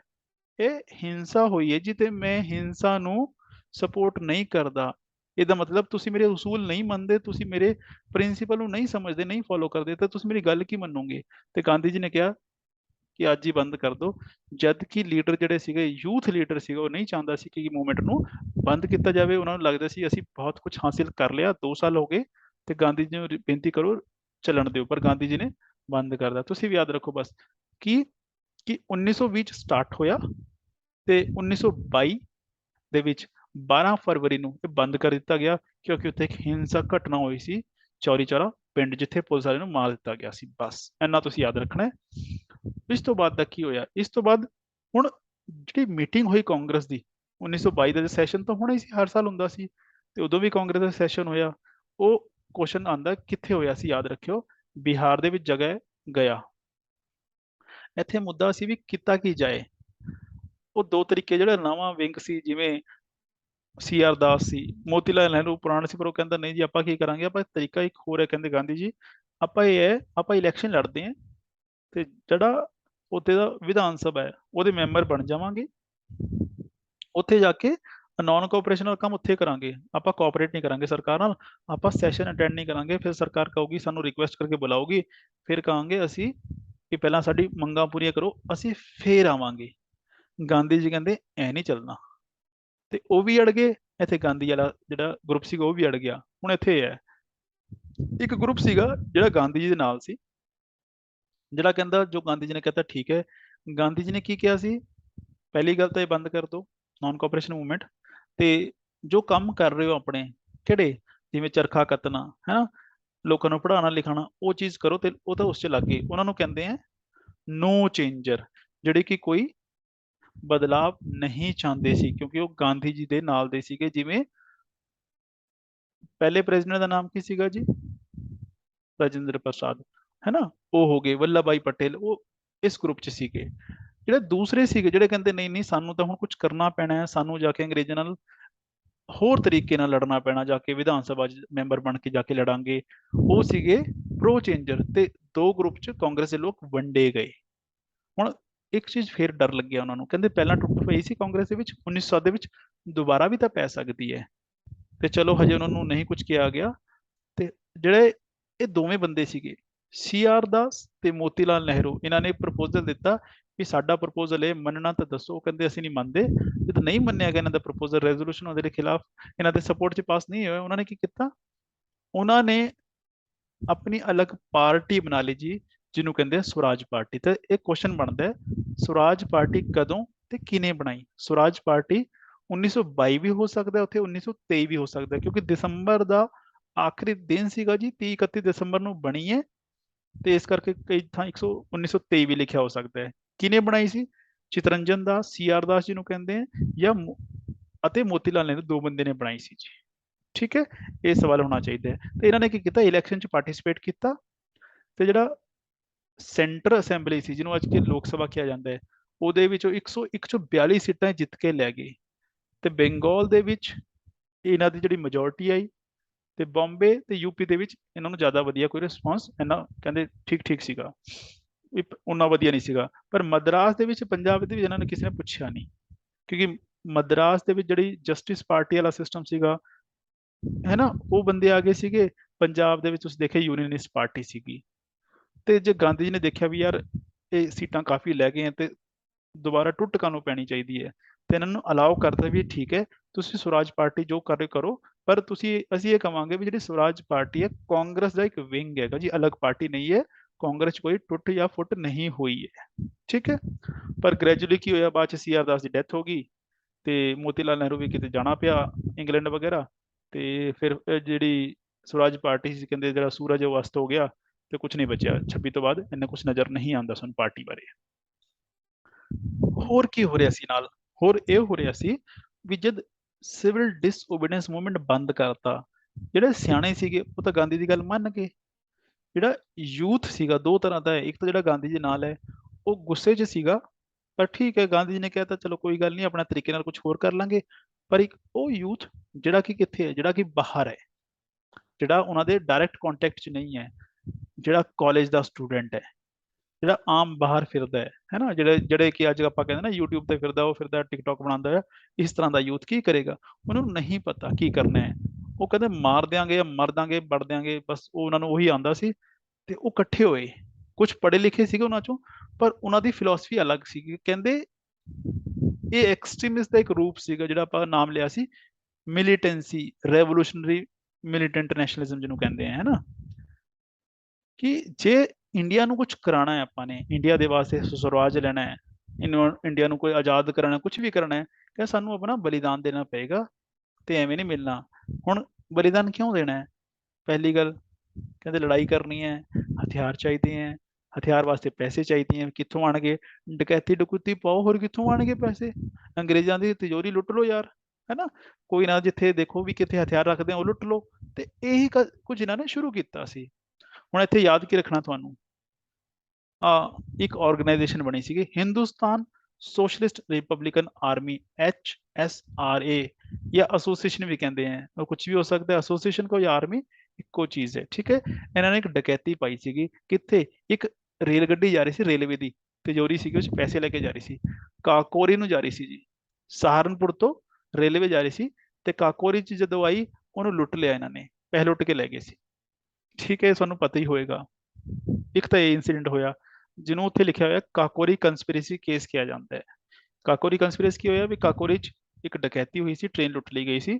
ਕਿਹਨੇ ਲੁੱਟੀ? ਆਪਣੇ ਜਿਹੜੇ ਇੰਡੀਅਨ ਸੀਗੇ, ਹੈ ਨਾ, ਆਜ਼ਾਦੀ ਦੇ ਪਰਵਾਨੇ ਕਹਿ ਲਓ, ਤੇ ਰੈਵੋਲੂਸ਼ਨਰੀਜ਼, ਉਹਨਾਂ ਨੇ ਲੁੱਟੀ। ਦੂਸਰਾ ਆਪਾਂ ਇਹ ਦੇਖਦੇ ਹਾਂ, ਭਗਤ ਸਿੰਘ ਸੀ, ਤੇ ਇੱਕ ਨਾਲ ਹੋਰ ਦੋ ਸੀ, ਰਾਜਗੁਰੂ ਸੀਗਾ। ਉਹਨਾਂ ਨੇ ਕੀ ਕੀਤਾ, ਜਿਹੜਾ ਸਾਈਮਨ ਕਮਿਸ਼ਨ ਆਇਆ ਸੀ ਇਸ ਟਾਈਮ 'ਚ, ਉੱਥੇ ਜਦ ਨਾਰੇ ਲੱਗ ਰਹੇ ਸੀ, ਲਾਲਾ ਲਾਜਪਤ ਰਾਏ ਨਾਰੇ ਲਵਾ ਰਹੇ ਸੀ, ਤੇ ਸੈਂਡਰਸ ਨੇ ਉੱਥੇ ਆਰਡਰ ਦਿੱਤਾ ਲਾਠੀਚਾਰਜ ਦਾ। ਤੇ ਲਾਠੀਚਾਰਜ ਸਾਨੂੰ ਪਤਾ ਹੈ, ਲਾਲਾ ਲਾਜਪਤ ਰਾਏ ਦੀ ਡੈਥ ਹੋ ਗਈ ਸੀ ਜੀ। ਇਹਨਾਂ ਨੇ ਜਾ ਕੇ ਬਦਲਾ ਲਿਆ ਉਹਦਾ ਮੌਤ ਦਾ। ਕਿਹਨੂੰ ਮਾਰਿਆ? ਜਿਹੜਾ ASP ਸੀ ਲਾਹੌਰ ਦਾ, ਸੈਂਡਰਸ, ਉਹਨੂੰ ਜਾ ਕੇ ਗੋਲੀ ਮਾਰਤੀ। ਇਹ ਕੀ ਕਰ ਰਹੇ ਨੇ? ਵਾਇਲੈਂਸ। ਉਹ ਕਹਿੰਦੇ ਮਿਲੀਟੈਂਸੀ, ਬਲੀਦਾਨ ਲਵਾਂਗੇ ਤੇ ਦੇਵਾਂਗੇ ਤਾਂ ਹੀ ਹਿੰਦੁਸਤਾਨ ਨੂੰ ਕੁਝ ਮਿਲੇਗਾ। ਇਹ ਚੀਜ਼ਾਂ ਵੱਧ ਰਹੀ ਸੀਗੀਆਂ ਇਸ ਟਾਈਮ। ਫਿਰ ਤੁਸੀਂ ਇਹ ਵੀ ਸੁਣਿਆ ਹੋਣਾ, ਭਗਤ ਸਿੰਘ ਨਾਲ ਬਟੂਕੇਸ਼ਵਰ ਦੇ ਦੋਨੇ ਗਏ ਕਿੱਥੇ? ਅਸੈਂਬਲੀ 'ਚ ਬੰਬ ਸੁੱਟਿਆ ਜੀ ਜਾ ਕੇ ਇਹਨਾਂ ਨੇ। ਉਹ ਕਹਿੰਦੇ ਸੀ ਕਿ ਮਾਰਨਾ ਥੋੜੀ ਕਿਸੇ ਨੂੰ, ਅਸੀਂ ਤਾਂ ਹੈ ਵੀ ਤੁਸੀਂ ਸਾਡੇ ਸੁਣਦੇ ਨਹੀਂ, ਸੁਣੋ ਗੱਲ ਸਾਡੀ। ਇਹ ਸਾਰੀ ਚੀਜ਼ਾਂ ਜਿਹੜੀ ਸਾਨੂੰ ਪਤਾ ਹੋਣੀ ਚਾਹੀਦੀ ਵੀ ਕੌਣ ਬੰਦਾ ਕਿੱਥੇ ਹੈ। ਫਿਰ ਤੁਹਾਨੂੰ ਪਤਾ ਹੋਣਾ, ਇਹਨਾਂ ਨੂੰ ਅਰੈਸਟ ਕਰ ਲਿੱਤਾ ਗਿਆ ਸੀ, ਹੈ ਨਾ। ਇੱਕ ਤਾਂ ਇਹਨਾਂ ਨੇ ਸੈਂਡਰਸ ਨੂੰ ਮਾਰਿਆ ਸੀ, ਦੂਸਰਾ ਅਸੈਂਬਲੀ 'ਚ ਬੰਬ ਸੁੱਟਿਆ ਸੀ। ਇਸ ਕਰਕੇ ਕੀਤਾ ਗਿਆ, ਭਗਤ ਸਿੰਘ, ਰਾਜਗੁਰੂ, ਸੁਖਦੇਵ ਨੂੰ ਲਾਹੌਰ ਕੰਸਪੀਰੇਸੀ ਕੇਸ ਦੇ ਵਿੱਚ, ਲਾਹੌਰ ਜੇਲ੍ਹ ਦੇ ਵਿੱਚ ਫਾਂਸੀ ਦੇ ਦਿੱਤੀ ਗਈ ਸੀ। ਤੇ ਇਹਨਾਂ ਦਾ ਜਿਹੜਾ ਸੰਸਕਾਰ ਹੈ ਉਹ ਹੁਸੈਨੀਵਾਲਾ 'ਚ ਹੋਇਆ, ਜਿਹੜਾ ਕਿ ਫਿਰੋਜ਼ਪੁਰ ਕੋਲ ਹੈ। ਤੇ ਇੱਥੇ ਇੱਕ ਨਾਮ ਆਉਂਦਾ ਹੈ ਜਤਿਨ ਦਾਸ ਦਾ। ਜਤਿਨ ਦਾਸ ਉਹਨਾਂ ਦੇ ਨਾਲ ਜੇਲ੍ਹ 'ਚ ਰਿਹਾ ਸੀ। 1929 ਤੇ ਉਹਨੇ ਦੇਖਿਆ ਵੀ ਜਿਹੜੀ ਖਾਣਾ ਖੁਣਾ ਮਿਲਦਾ ਵਧੀਆ ਨਹੀਂ ਮਿਲਦਾ, ਤੇ ਉਹ ਕਹਿੰਦੇ ਸੀ ਅਸੀਂ ਵੀ ਪੋਲੀਟੀਕਲ ਬੰਦੇ ਹਾਂ, ਅਸੀਂ ਕੋਈ ਆਮ ਬੰਦੇ ਥੋੜੀ, ਚੋਰ ਬਦਮਾਸ਼ ਥੋੜੀ ਹਾਂ ਅਸੀਂ, ਹੈ ਨਾ। ਅਸੀਂ ਤਾਂ ਪੋਲੀਟੀਕਲ ਪ੍ਰਿਜ਼ਨਰ ਹੈ ਤੁਹਾਡੇ, ਜਿਹੜਾ ਸਾਡੇ ਨਾਲ ਵਤੀਰਾ ਤੁਸੀਂ ਕਰਦੇ ਹੋ ਇਹ ਚੰਗਾ ਨਹੀਂ ਹੈਗਾ। ਉਹਨੇ ਕੀ ਕੀਤਾ, ਭੁੱਖ ਹੜਤਾਲ ਸ਼ੁਰੂ ਕਰਤੀ। ਉਹ ਕਹਿੰਦੇ ਮੈਂ ਰੋਟੀ ਨਹੀਂ ਖਾਣੀ। ਉਹ 63 ਦਿਨ ਦੇ ਬਾਅਦ ਉਹਦੀ ਡੈਥ ਹੋ ਗਈ ਸੀ। ਤੇ ਕਈ ਥਾਂ ਜਤਿਨ ਦਾਸ ਨੂੰ ਲਿਖਿਆ ਹੋਏਗਾ ਬਾਗ ਜਤਿਨ, ਜਿਹਨੂੰ ਟਾਈਗਰ ਕਿਹਾ ਜਾਂਦਾ ਹੈ, ਜਾਂ ਟਾਈਗਰ ਜਤਿਨ। ਤੇ ਟਾਈਗਰ ਜਤਿਨ ਲਿਖਿਆ ਹੋਵੇ, ਜਤਿਨ ਦਾਸ ਲਿਖਿਆ ਹੋਵੇ, ਬਾਗ ਜਤਿਨ ਲਿਖਿਆ ਹੋਵੇ, ਇੱਕੋ ਮਤਲਬ ਹੈ ਇਹਦਾ। ਇਹ ਬਸ ਇਹ ਧਿਆਨ ਕੀ ਰੱਖਣਾ ਹੈ, ਬੰਦੇ ਦਾ ਨਾਮ ਤੇ ਕਦੋਂ ਇਵੈਂਟ ਹੋਈ ਹੈ ਜੀ, ਰਾਈਟ। ਉਸ ਤੋਂ ਇਲਾਵਾ ਇੱਕ ਮੂਵੀ ਆਈ ਸੀ ਅਭਿਸ਼ੇਕ ਬੱਚਨ ਦੀ, ਉਹ ਇਸ ਤੇ ਸੀਗੀ, ਉਹ ਸੂਰਜ ਸੇਨ ਬਣਿਆ ਸੀ। ਉਸ 'ਚ ਸੂਰਜ ਸੇਨ ਨੇ ਕੀ ਕੀਤਾ ਸੀ, ਉਹ ਕਹਿੰਦੇ ਹਥਿਆਰ ਚਾਹੀਦੇ ਲੜਨ ਲਈ। ਉਹਨਾਂ ਨੇ ਕੀ ਬਣਾਈ, ਇੱਕ ਇੰਡੀਅਨ ਰਿਪਬਲਿਕਨ ਆਰਮੀ ਬਣਾਈ ਵੀ ਹਿੰਦੁਸਤਾਨ ਨੂੰ ਆਪਾਂ ਆਜ਼ਾਦ ਵਜੂਦ ਕਰਾਵਾਂਗੇ, ਇੱਦਾਂ ਦੀ ਚੀਜ਼ਾਂ। ਤੇ ਹਥਿਆਰ ਲੁੱਟਦੇ ਆ ਕਿੱਥੇ? ਚਿੱਟਾਗੋਂਗ ਜਗ੍ਹਾ ਜੀ, ਬੰਗਾਲ 'ਚ, ਅੱਜ ਦੀ ਡੇਟ 'ਚ ਬੰਗਲਾਦੇਸ਼ 'ਚ ਜੀ। ਚਿੱਟਾਗੋਂਗ 'ਚ ਉੱਥੇ ਹਥਿਆਰ ਰੱਖੇ ਹੁੰਦੇ ਸੀ ਅੰਗਰੇਜ਼ਾਂ ਦੇ, ਉਹ ਜਾ ਕੇ ਉਹ ਲੁੱਟ ਲਿਆਏ। ਬਾਅਦ 'ਚ ਫਿਰ ਫੜੇ ਗਏ ਤੇ ਉਹਨੂੰ ਫਾਂਸੀ ਦੀ ਸਜ਼ਾ ਹੋ ਗਈ ਸੀ। ਐਵੇਂ ਚੰਦਰ ਸ਼ੇਖਰ ਆਜ਼ਾਦ ਸਾਰਿਆਂ ਨੂੰ ਪਤਾ ਹੈ। ਫਿਰ ਅੰਗਰੇਜ਼ਾਂ ਨੂੰ ਪਤਾ ਲੱਗਾ ਕਿੱਥੇ ਇੱਕ ਪਾਰਕ ਸੀਗੇ, ਉਹਦਾ ਨਾਮ ਹੈ ਐਲਫਰੈਡ ਪਾਰਕ, ਇਲਾਹਾਬਾਦ ਦੇ ਵਿੱਚ ਹੈ। ਅੰਗਰੇਜ਼ਾਂ ਨੇ ਉੱਥੇ ਘੇਰ ਲਿਆ ਤੇ ਉਹਨਾਂ ਨੇ ਆਪਣੇ ਆਪ ਨੂੰ ਗੋਲੀ ਮਾਰ ਲਈ ਸੀ, ਤਾਂ ਕਿ ਅੰਗਰੇਜ਼ਾਂ ਤੋਂ ਇਹ ਹੱਥ ਨਾ ਫੜਿਆ ਜਾਵੇ, ਫਾਂਸੀ ਕਾਹਨੂੰ ਲੈਣੀ। ਤੇ ਇਹ ਚੀਜ਼ਾਂ ਇਸ ਟਾਈਮ ਹੋਈਆਂ ਹੈ। ਤੇ ਕਿਹੜਾ ਪੀਰੀਅਡ ਹੈ ਇਹ ਵੀ, ਜਿਹੜਾ ਨਾਨ ਕੋਆਪਰੇਸ਼ਨ ਮੂਵਮੈਂਟ ਖਤਮ ਹੋਣ ਤੋਂ ਬਾਅਦ ਤੇ ਸਿਵਲ ਡਿਸਓਬੀਡੀਐਂਸ ਸ਼ੁਰੂ ਹੋਣ ਤੋਂ ਪਹਿਲਾਂ, ਇਹ ਉਹ ਵਾਲਾ ਪੀਰੀਅਡ ਹੈ, ਜਾਂ ਉਹਦੇ ਨਾਲ ਨਾਲ ਦਾ ਪੀਰੀਅਡ ਕਹਿ ਲਓ ਬੇਸਿਕਲੀ, ਕਿਉਂਕਿ 1930 ਦੇ ਵਿੱਚ ਸ਼ੁਰੂ ਹੋਇਆ ਤੇ ਇਹ ਚੀਜ਼ਾਂ 1930 ਤੱਕ ਹੀ ਚੱਲ ਰਹੀਆਂ ਜੀ, ਠੀਕ ਹੈ। ਇਹ ਚੀਜ਼ਾਂ ਇੱਕ ਵਾਰੀ ਸਮਝਣੀ ਹੈ, ਜੇ ਸਮਝ ਆ ਜਾਣ ਉਸ ਤੋਂ ਬਾਅਦ ਕੋਸ਼ਿਸ਼ ਕਰਿਓ ਉਹਨੂੰ ਯਾਦ ਕਰਨ ਦੀ। 2-3 ਵਾਰ ਪੜੋਗੇ ਵੈਸੇ ਯਾਦ ਹੋ ਜਾਂਦਾ, ਐਡਾ ਕੋਈ ਹੈ ਨਹੀਂ, ਸੌਖਾ ਜਿਹਾ ਚੀਜ਼ ਹੈ ਜੀ, ਠੀਕ ਹੈ। ਉਸ ਤੋਂ ਬਾਅਦ ਜਿਹੜਾ ਪੀਰੀਅਡ ਹੈ, ਹੁਣ ਜਿਹੜਾ ਆਪਾਂ ਪੜਾਂਗੇ ਵੀ ਸਿਵਲ ਡਿਸਓਬੀਡੀਐਂਸ ਮੂਵਮੈਂਟ, ਉਹ ਦੂਸਰਾ ਉਹ ਹੈ ਨਾ ਗਾਂਧੀ ਜੀ ਦਾ ਵੱਡਾ ਅੰਦੋਲਨ, ਉਹਦੀ ਸਟੋਰੀ ਇੱਥੋਂ ਸ਼ੁਰੂ ਹੁੰਦੀ ਹੈ 1927 ਚੋਂ। ਜਦੋਂ ਸਟੋਰੀ ਪੜਾਂਗੇ ਵੀ ਕਿਉਂ ਹੋਇਆ ਸੀ, ਸਟੋਰੀ ਤੋਂ ਪਤਾ ਲੱਗ ਜਾਏਗਾ ਵੀ ਅੱਛਾ ਇਸ ਕਰਕੇ ਹੋਇਆ ਸੀ, ਫਿਰ ਆਪਣੇ ਆਪ ਯਾਦ ਹੋ ਜਾਏਗਾ ਵੀ ਕੀ ਹੋਇਆ ਤੇ ਕਿਉਂ ਹੋਇਆ। ਆ ਝੰਡੇ ਤੋਂ ਵੈਸੇ ਤੁਹਾਨੂੰ ਪਤਾ ਲੱਗ ਗਿਆ ਹੋਣਾ, ਸਾਈਮਨ ਕਮਿਸ਼ਨ ਤੋਂ ਗੱਲ ਸ਼ੁਰੂ ਹੁੰਦੀ ਹੈ। ਸਾਈਮਨ ਕਮਿਸ਼ਨ ਅਪਾਇੰਟ ਕੀਤਾ ਗਿਆ ਸੀ, ਕਿਉਂ ਕੀਤਾ ਗਿਆ ਸੀ, ਇਹਦੀ ਜੜ ਬਹੁਤ ਪਿੱਛੇ ਜਾਂਦੀ ਹੈ।